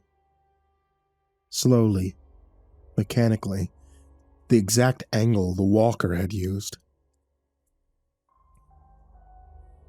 "You should go home, Benjamin," he said. The voice was still Dale's, but layered underneath was something else, something that sounded like wind through empty buildings. "Your family misses you." "That's not my family." "Isn't it?" The head tilted further, past any natural range of motion. "Sarah's making dinner. The kids are doing homework. Everything is exactly as it should be. You're the one who's wrong. You're the one who doesn't fit." Behind him, the shadow elongated, stretched. The sunlight seemed to bend around it, creating a void in the shape of a person. I reached for my service weapon, but my hand was shaking too badly to draw it. "Dale, if you're still in there..." "I'm fine," he said, his voice still bright. "Better than fine. I don't have that headache anymore. I don't have those nightmares. I'm not afraid." The smile widened. "You could be like this too, Benjamin. No more pain, no more fear, just peace." "That's not peace," I whispered. "That's nothing." The thing wearing Dale's face took a step closer. In the direct light, I could finally see what Thomas had seen. The skin wasn't quite right. Too smooth, too uniform, like someone had painted over a surface that was never meant to hold paint. And underneath, where the shadow met the snow, there was no texture, there was no depth. Just a flat, absolute black.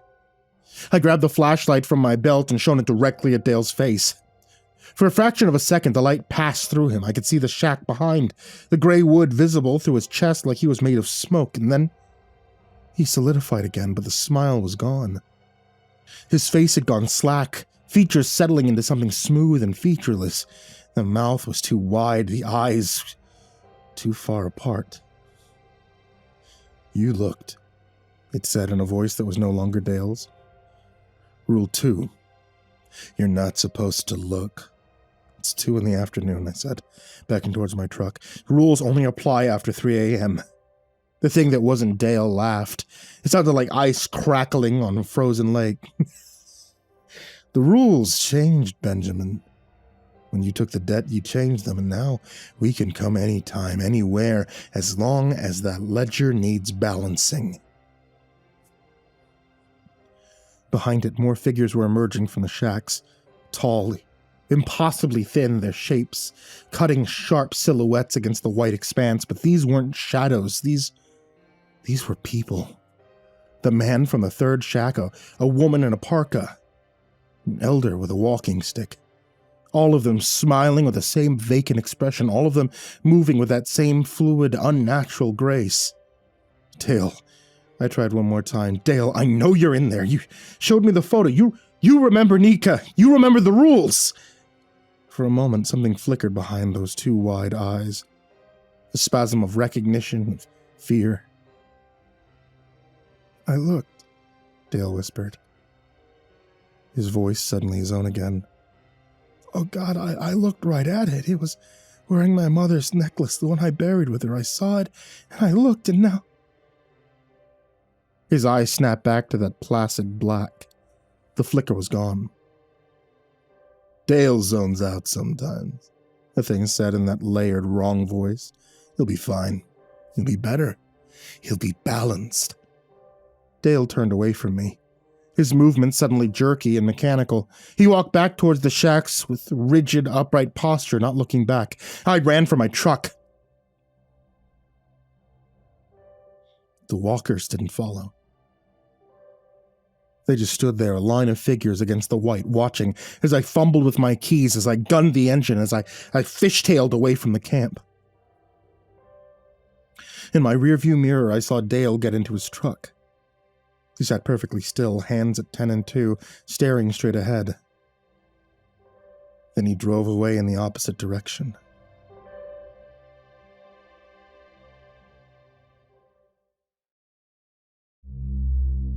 I made it back to town at 16:30. The sun was already setting, painting the sky in shades of bruised purple. I didn't go to the station, I went to the library instead.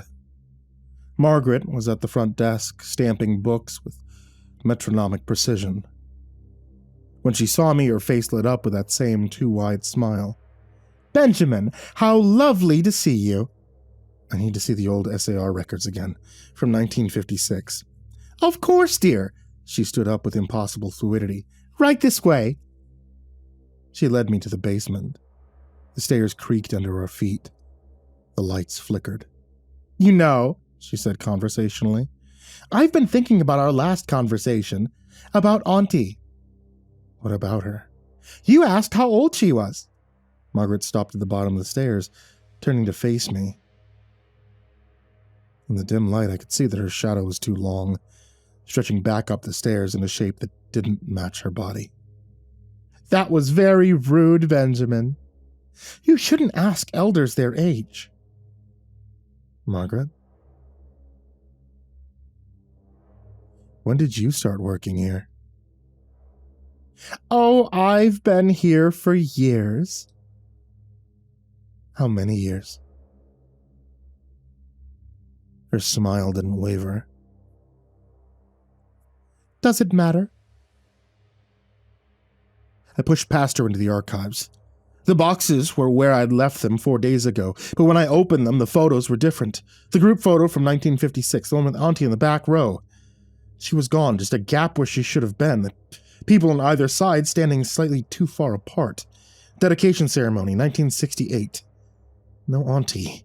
Wartime civil defense meeting, no Auntie. I went through every box, every file, every photograph. She'd been erased, removed from the record like she'd never existed. Except for one photo. At the bottom of the last box, tucked into an unmarked envelope, was a single black and white photo. It was old, the paper yellowed and brittled. The date on the back read February 3rd. She looked exactly the same. Same gray hair, same smile. The caption on the back was in Russian, but someone had translated it in faded pencil. "The witch Akna receives her mark. May God have mercy on her soul." I heard footsteps on the stairs. I shoved the photo in my pocket and turned. Margaret was standing in the doorway, backlit by the stairway lights. Her silhouette was too tall. It was too thin. "Find what you were looking for?" she asked. I didn't answer. I pushed past her and ran up the stairs. Behind me, I heard her laugh. Her laugh just like Akna. "A few more shifts left, Benjamin," she called after me. "The ledger is almost balanced." I burst out into the cold evening air and ran for my truck. The streets were empty, the windows of the houses glowing with warm light. Families gathered for dinner, everything normal and perfect. And wrong. My radio crackled to life. "Unit 17, this is dispatch," Auntie's voice. Calm. Professional. "We have a welfare check at 342 Maple Street. Requesting your response." 342 Maple Street. My house. "Negative," I said to the radio. "I'm off duty." "Benjamin," her voice dropped, becoming intimate, threatening. "Your family is waiting for you. Sarah made a pot roast, your favorite. Don't you want to go home?" I looked up in my rearview mirror. She was in my back seat, not a reflection, not a shadow, onto herself, flesh and blood, and impossibly there, her hands folded in her lap, that patient smile on her face. "You can't run from this," she said softly. "The debt doesn't disappear just because you're afraid. It follows you, it waits. And when the ledger finally balances, you'll be grateful for the peace." I threw open my door and fell out into the snow. When I looked back, the truck was empty. And I could still hear her voice, carried on the wind. "Few shifts left, Benjamin. Then you'll understand. Then you'll stop fighting. Then you can be accounted for."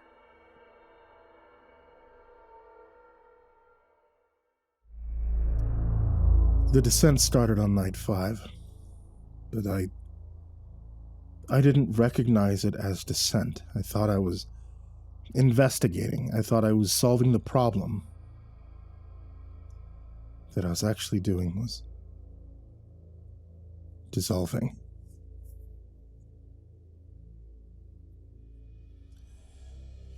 Dale came in from his shift at 1800, and when he saw me at my desk, he smiled with teeth that were slightly too white. "Rough day, buddy?" he said. And the words were right, the tone was right, but the cadence was mine, the exact rhythm I use when I'm checking on someone who's had a bad call. "I'm fine," I said. "You always say that." He smiled, his laugh, the one I do when I'm deflecting. "Even when you're not.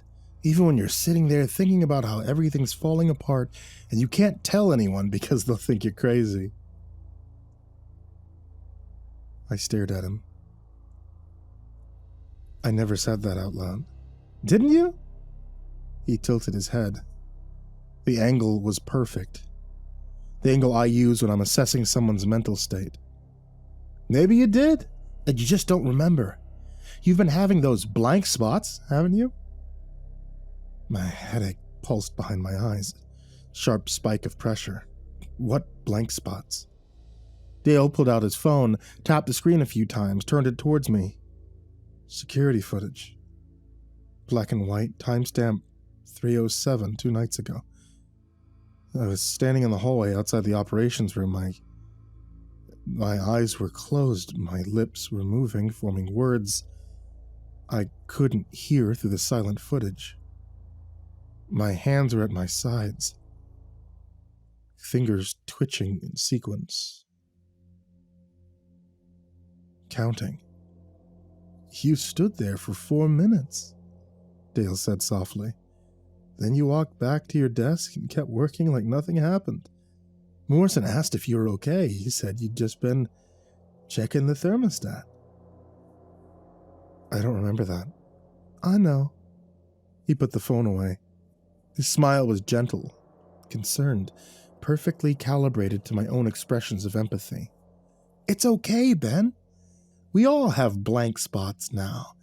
It's easier once you stop fighting it." Morrison appeared in the doorway, coffee cup in his hand, that same too-wide smile.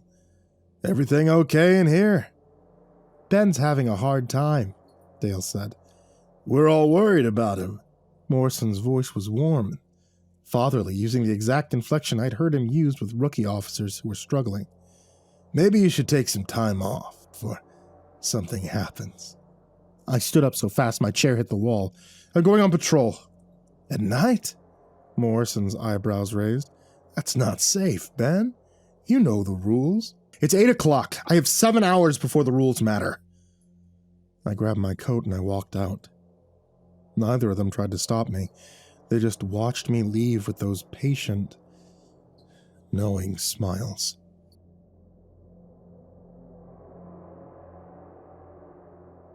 Outside, the cold hit like a fist.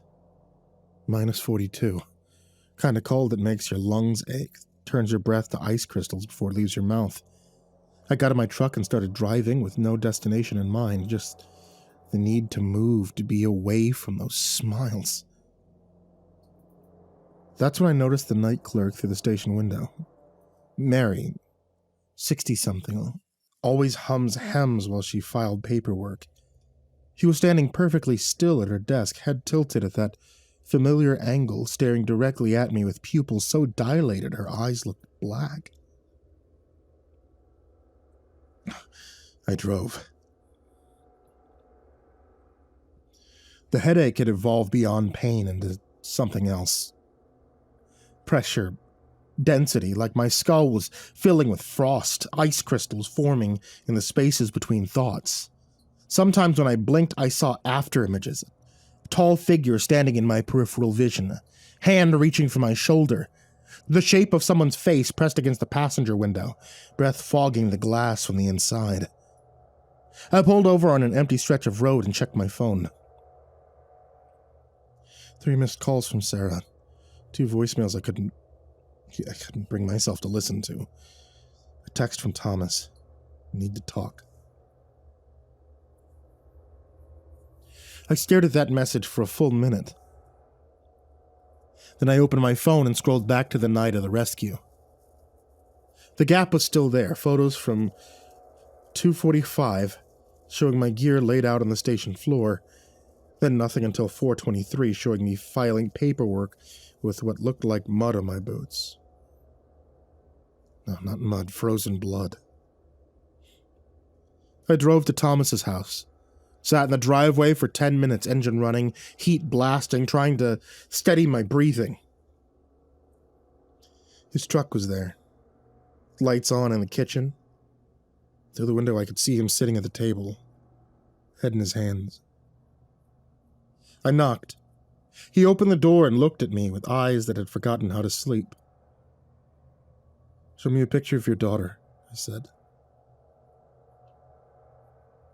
He just stared. "Nika, your daughter, the one I saved. Show me a picture." Thomas reached into his pocket, pulled out his phone with shaking hand, and scrolled through his photos. He turned the screen toward me. A boy, maybe 6 years old. Dark hair, bright smile, holding up a fish almost as big as he was. "Tobias," Thomas said quietly. "My son. My only son." "No!" The word came out broken. "No, you have a daughter. Nika, 8 years old. She took the dog sled out to check the nets. I found her in a frost heave at 3:09, and I brought her back." "I know you did." His voice cracked. "I know you brought someone back, but Ben, I've never had a daughter. I've checked my birth certificates, my tax records, my wife's medical files. We only had Tobias. He's 6. But I remember thanking you for saving Nika. I remember bringing you salmon. I remember her face." He grabbed my arm, fingers digging in hard. "I remember things that never happened, and the more I try to hold on to those memories, the more they slip away and they get replaced by things they feel wrong. Wrong, but everyone else says they're right." "What do you mean?" "Bias's birthday. My wife and I celebrated it 2 weeks ago. He turned 6.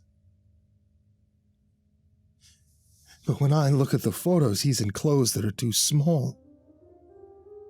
And in the background, there's a shadow. Tall, thin, wearing something that looks like your SAR coat. And I can see your name patch, but the letters are backwards." The frost behind my eyes expanded. "What did I bring back?" I whispered. "I don't know." Thomas's eyes were wet. "But it's wearing your face now. 3 nights ago, Tobias woke up screaming, saying there was a man in his room who looked like Officer Harper, but his smile was wrong. I checked, I found nothing.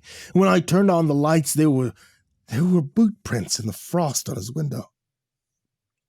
From the inside, Ben, like someone had been standing in his room breathing on the glass. I backed away from his door. My mind fractured. I'm sorry, I said. Don't be sorry. His voice followed me to my truck. Just fix it. Whatever you did, whatever deal you made, fix it. Fix it before it takes everyone.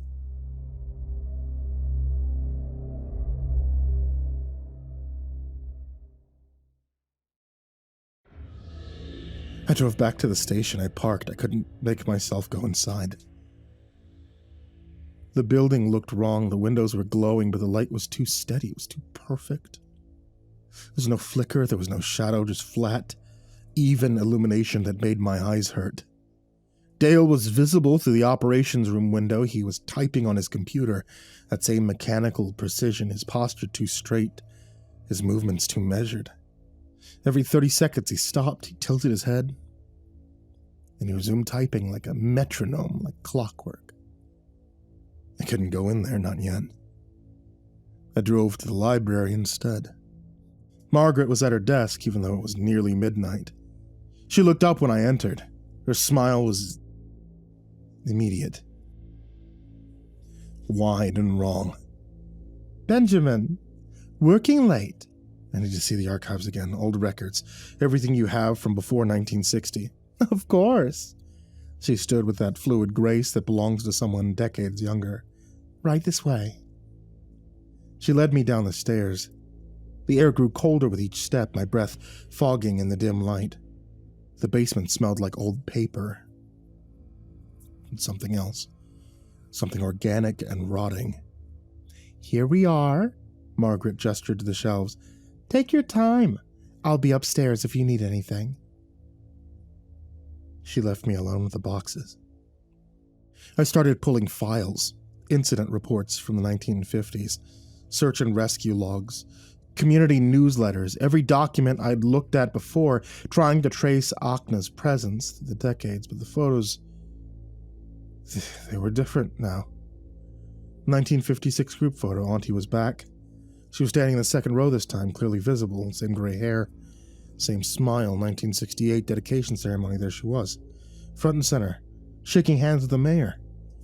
The wartime civil defense meeting, she was at the podium speaking to the assembled crowd. She hadn't been erased, she'd been rewritten, made more visible, more present, like reality was retroactively adjusting to accommodate her existence. I kept digging, going further back. 1947, a photo of volunteers clearing snow from the old airstrip. Auntie in the background holding a shovel. 1932, a blurry shot of a town meeting, Auntie sitting in the third row. 1921, a formal portrait, the kind taken with old cameras that required long exposures. Everyone else slightly blurred from small movements, but Auntie was perfectly clear, standing at the edge of the frame with her hand on the shoulder of a small girl. That girl maybe 8 years old. I turned the photo over. Written in faded ink, rescue volunteers with the Kochinsky girl, found alive after 3 days. Miracle. That girl. The girl looked exactly like Nika. My hands were shaking so badly I almost dropped the photograph. I kept going, pulling boxes I hadn't noticed before, files that seemed to appear as I searched, and in every decade, every generation, there was a photo. A young girl lost and found, and in every photo, somewhere in the frame, was Auntie. 1909, a child found in a snowdrift. 1887, a girl who wandered away during a storm. 1856, a daughter thought drowned beneath the ice. All of them the same age. All of them with the same dark eyes, the same serious expression. All of them alive because someone had found them.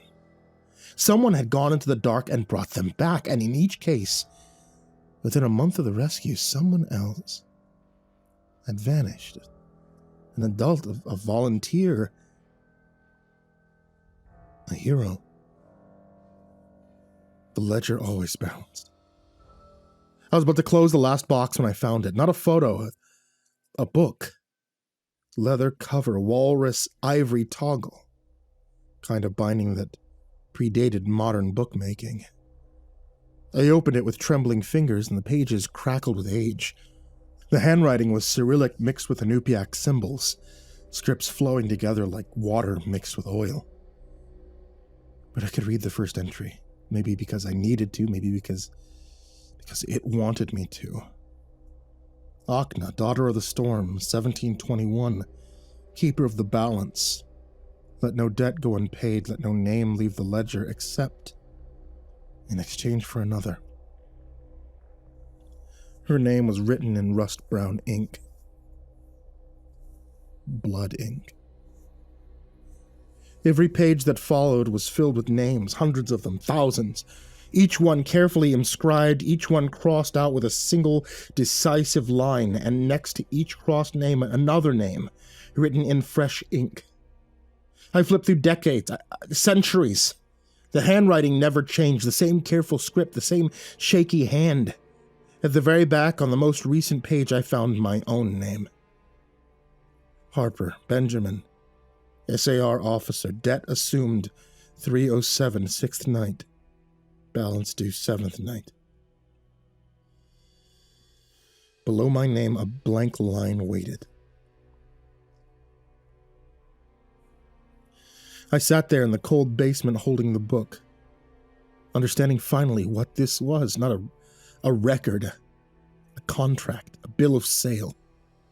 The physical manifestation of the deal Achna had made 3 centuries ago. The book was still open to my page when I heard footsteps on the stairs. Margaret descended slowly, each step deliberate. When she reached the bottom, she looked at the book in my hands. Her smile never wavered. "You found it," she said. Her voice layers now, multiple tones braided together. "That's good. It's better when they understand." "How long have you been one of them?" 37 years. She said it simply, like she was telling me her anniversary. "I was a school teacher. There was a little boy lost in a whiteout. I found him, brought him home. Everyone called me a hero." Her head tilted. 3 days later, I looked at a walker. I really looked, and then I understood. It's not so bad, Benjamin. You stop feeling cold. You stop feeling afraid. You just continue. That's not life. No, she agreed. But it's not death either. It's service. It's purpose. The ledger needs keepers. The balance needs maintaining. Achna can't do it alone anymore. She's so tired, Benjamin. 300 years is so long. She needs help. I stood clutching the book. Where is she? Where she always is. Where she's been waiting for you since you took the debt. Margaret gestured toward the stairs. At the station. At 3:07. She'll be at the dispatch desk with the fountain pen, and all you have to do is sign the line below your name. Write someone else's name there. Anyone.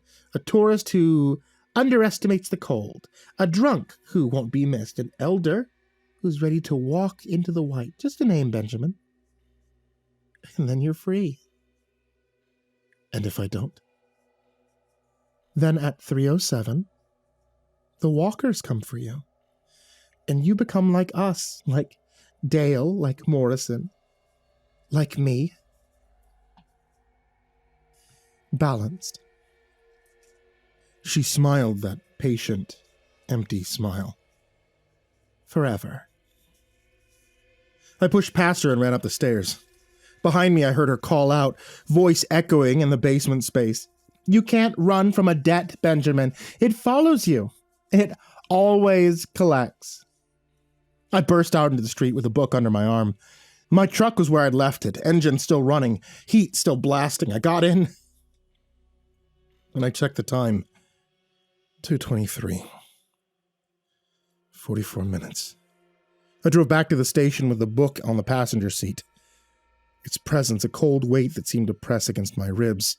The streets were empty, no cars, no people, just the flat expanse of snow and the buildings standing like monuments to ordinary life. The station lights were on. Through the windows, I could see them. Dale at his desk, Morrison in the break room, the night clerk at her station, all of them moving with that same fluid, measured grace, all of them waiting. I parked and I sat there, engine idling, watching them. In the rearview mirror, I saw a movement, a figure, approaching from behind, tall and thin, silhouette cutting sharp against the aurora-lit sky. It walked with purpose, with recognition, boots leaving no prints in the snow. I looked down at the book, opened it to my page, stared at the blank line below my name. All I had to do was write. Choose someone, anyone. Transfer the debt.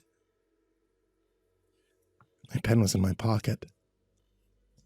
I pulled it out and I uncapped it. The figure was closer now. I could see it in the side mirror. It was wearing my SAR coat, my name patch visible, letters backwards, mirror flipped, its face a smudge, a photograph left in water too long, but I could see the outline of my features trying to form in that blank space. It was learning how to be me. I looked back at the blank line, then I closed the book. I got out of my truck.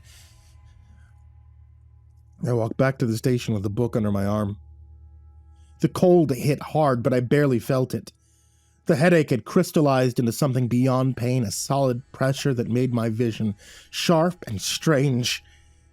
The doors opened automatically. The heat inside felt too dry, too still.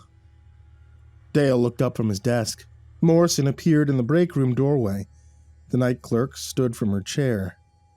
They all turned towards me in perfect synchronization, heads tilting at that familiar angle.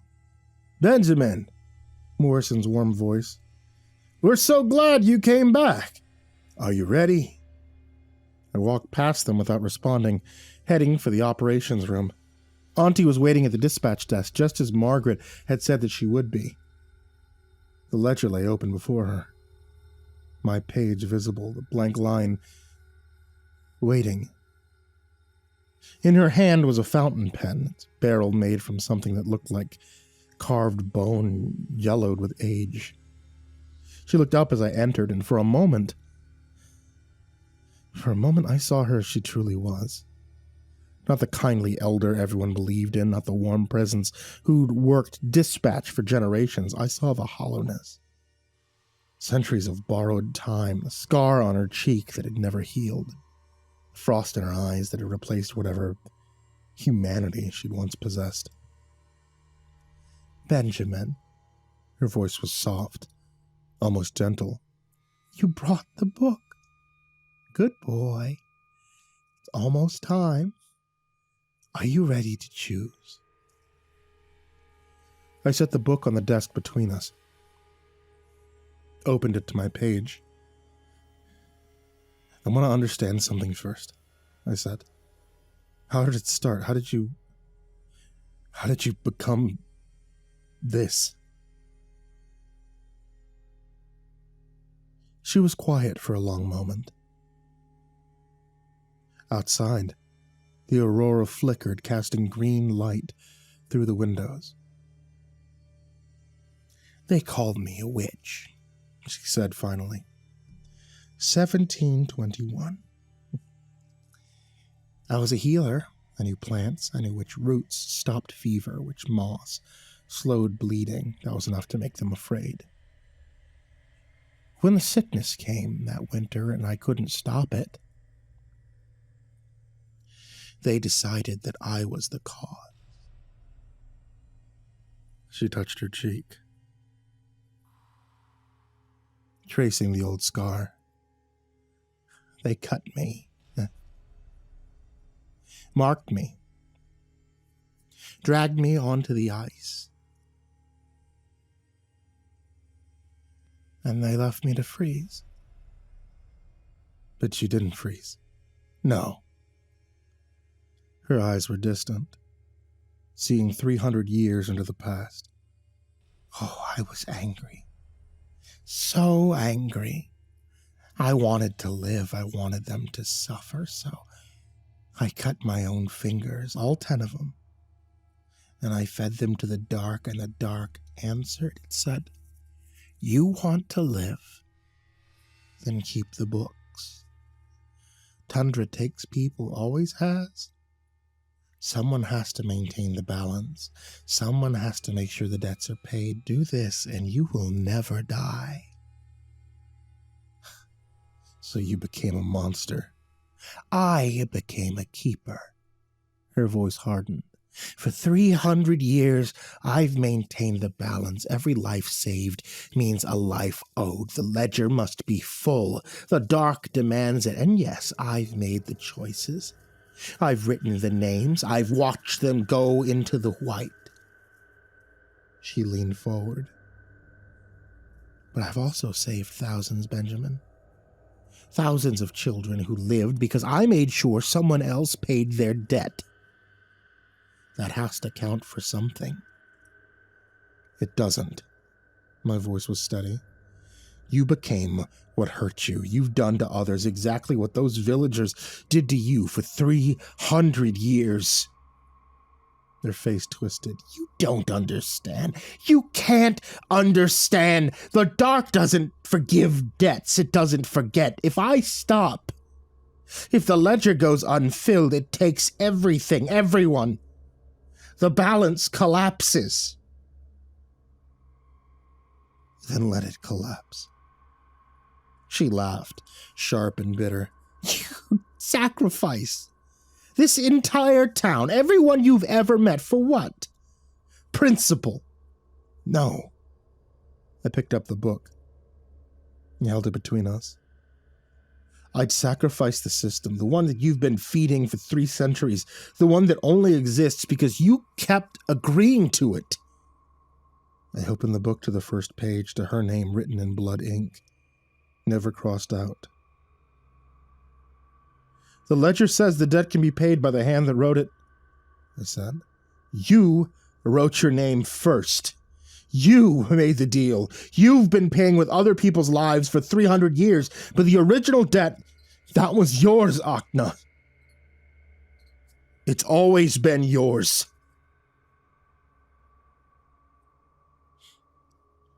She went very still. Outside, the aurora intensified, sheets of green and violet swirling overhead. The station lights flickered, the radio hissed static. What are you saying? Her voice had gone flat. I'm saying we end it. Both of us. Your name goes back into the ledger as the debt. My name stays as the keeper. We close the book together. No more transfers. No more children saved and adults sacrificed. Just the 2 names that started this. Yours and mine. You die. I'm already dying. I can feel it, the frost in my head, the blank spots, the thing wearing my face. At 3:07, I either become a monster like you, or I get taken by the walkers. Those are the only options left. I placed my hand on the book, palm flat against her name. Unless we change the rules, the dark won't allow it. Then let's find out. I reached across the desk and took the fountain pen from her hand. She didn't resist. For the first time in 300 years, I saw uncertainty in her eyes. I capped the pen. I placed the tip against the page right over her name. What are you doing? Finishing your story. The way it should have ended in 1721. With a choice, with agency, with an ending that's yours. And not theirs. I began to write. Not a new name below mine, but a line through hers, crossing out Akna, daughter of the storm, 1721. She sucked in a sharp breath, the lights flickering violently, the radios shrieked, and she grabbed my hand. Her fingers, cold and brittle, pressed my palm down against the page alongside hers. If you're going to finish my story, then do it right. Tell them I was human once. Tell them I was afraid. Tell them I wanted to be found, not forgiven. Outside, the walkers appeared.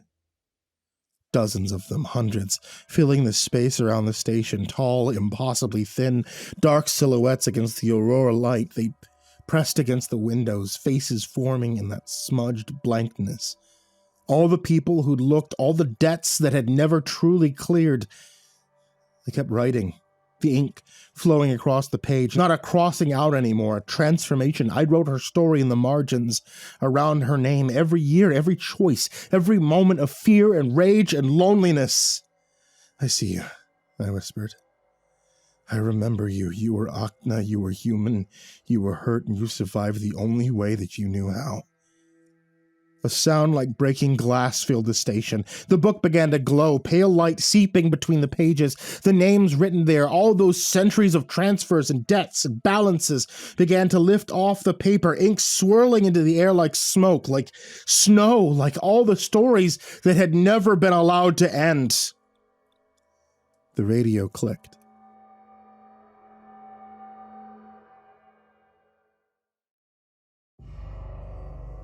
.307.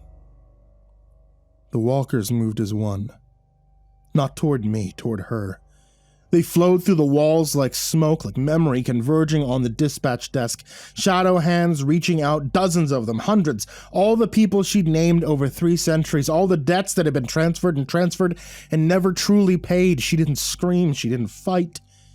She just looked at me with eyes that had finally remembered how to be afraid, how to be relieved. Thank you for remembering me as human. And then the walkers took her. Not violently, gently, like they were helping an elder to her feet, guiding her towards a door that had been waiting 300 years to open. The light from the book intensified, becoming painful, white, and absolute. I felt the frost on my head crack, shatter, the pressure releasing all at once, leaving behind a clarity so sharp that it hurt. The station went completely black. I don't know how long I sat there in that darkness. Could have been seconds.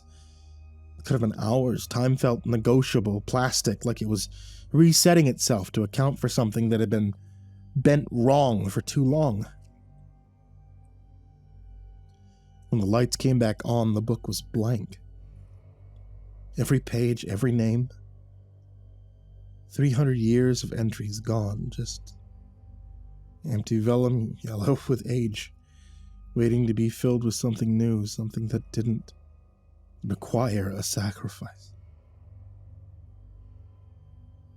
The fountain pen lay on the desk, snapped cleanly in half.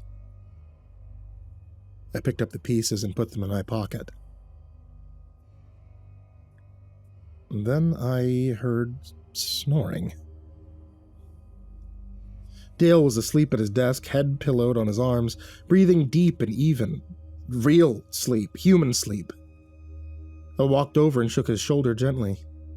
He startled awake, looking around in confusion. Ben? What time is it? Why am I here? Hold it on lighter, I said. Come on, let's get some coffee. In the break room, Morrison was slumped in a chair, coffee cup still in his hand, completely out. The night clerk was gone, her coat missing from the rack. Probably went home hours ago and nobody noticed. Everything felt normal, mundane, real in a way it hadn't been for 7 days. I checked the security footage, scrubbed back to 3:07. Timestamp showed my usual patrol routine, no standing in hallways, no whispering, no blank spots, just me. Filling out paperwork, looking tired, but human. The blank spots were gone. The false memories were gone. The thing wearing my face was gone. I drove home as the sun rose, painting the tundra in shades of pink and gold. The roads were empty. The town was waking up slowly, smoke rising from chimneys, people starting their ordinary days. My house looked the same as always. Sarah's car in the driveway, kitchen light on. I sat in the truck for a long moment, afraid of what I'd find inside. Then, I walked in. Sarah was making breakfast. The kids were at the table arguing over the last waffle. They all looked up when I entered, and Sarah's expression was wary. Hurt, but real. Genuinely hers. "You came back," she said quietly. "I'm sorry." The words felt inadequate. "I'm so sorry. I can't explain where I've been, what I've been doing, but it's over." "Is it?" She looked at me carefully. "Are you back? Really back?" I crossed the kitchen and pulled her into a hug. She was warm and solid, and herself. "I'm back," I said. "I promise." My daughter tugged on my sleeve. "Daddy, you smell like smoke." "I'll take a shower," I said, and we'll have breakfast, all of us, together." It took weeks for things to fully normalize. Thomas brought me salmon again, thanking me for finding his daughter Nika when she'd gotten lost checking the nets. She was 9 now, he said, getting too brave for her own good. The details matched my memories. The timeline made sense. I never asked him if he remembered having a son named Tobias. Some questions are better left alone. The station ran its usual operations: search and rescue, welfare checks, the occasional tourist who underestimated the cold, but the success rate improved. Fewer people went missing, fewer debts needed balancing. Auntie's cabin sat empty. According to the Bureau's record, it had been abandoned since 1978, which now matched what the archive showed. Her name appeared in some historical records, but only where it made sense. A volunteer, a community leader, someone who'd helped when help was needed, and then moved on. The ledger stayed blank. I kept it locked in my desk drawer at the station, checking it occasionally to make sure no new names appeared. It remained empty. Clean. Waiting. The radios still clicked at 3:07. Every single night, that sharp, metallic snap across all 5 channels. I checked the logs. It went back for as far as our records existed. Not 11 years, not 100, just a feature of the equipment, probably. Atmospheric pressure, electromagnetic phenomenon. The aurora does strange things to signals. That's what I told myself. But sometimes on clear nights when I'm on patrol, I see a figure in the distance. Tall, thin, and dark against the snow. It doesn't move towards me, it doesn't threaten, it just stands there at the edge of visibility, at the place where the tundra meets the sky. And once, just once, I thought I saw it raise one hand. It could have been a wave, it could have been a farewell. It could have been the wind playing tricks with shadows and light. I didn't look directly at it, I didn't acknowledge it, didn't call out. I just kept driving. The ledger stays blank. Debt's paid, but the tundra still keeps its secrets, and I've become one of them. Every night at 3:07 when the radios click, I stop what I'm doing and I listen, just to make sure the silence that follows is truly empty.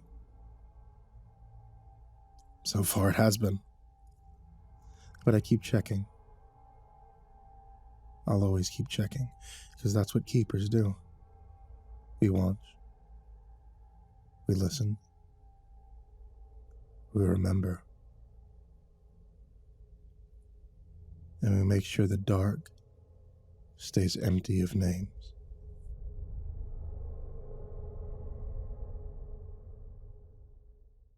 Hey there kids, it's me, MrCreepyPasta, and we're currently entering fall, which means Halloween is right around the corner. I just want to say thank you guys for watching tonight's video, listening to tonight's episode of the podcast, and to start expecting more audios as we go closer and closer to the spookiest day of the year. Once October starts, you know what that means. I'll be having out a video every single day until Halloween itself, and I expect to see you there. I mean it. I expect to see you there for every video, for every podcast episode, and I expect to see you like, comment, and subscribe, and all that jazz bell, what do you do on podcasts? Follow on Spotify? Yeah, that, for the month of October, and especially so you don't miss the 13-day countdown. Also, I want to give a huge thank you to everybody on this list of Patreons. Some of these amazing folks are Diana Kraus, AcidSystem, Blake Rattler, Brandon Mendoza, Brenna Caltuna, ChicagoHitman, CoryxKenshin, CrusaderChocobo, Dakota Best, Daniel Poulsen, Dante Kinkade, Enchanted Buns, Estebean, Hades' Nephew, himbojerry, Our Minute Seconds Time, Ingegerd Solstrom, Jay Kearns, Jadis Pet, McMog, Mr. Marcus Blitz, Psychomel, Plant Piz, Red Shadow Cat, Remember the Sun, Salty Surprise, Samara Lynn, Seclude, Simba's Bloody Mojo, Sky Harbor, Smiley the Psychotic, Sully Man, Tully Sue, Team Leo 76, The Demented Voice in Your Head, The Chavez Brothers, The Ginger Bros, Tommy Walters, Viceroy Scorn, William Wellington, Your Bro Keegan, Zabub, and Shadow Gardens. A huge thank you to you guys, everybody who shows up in the description down below, and as always, folks, sweet dreams.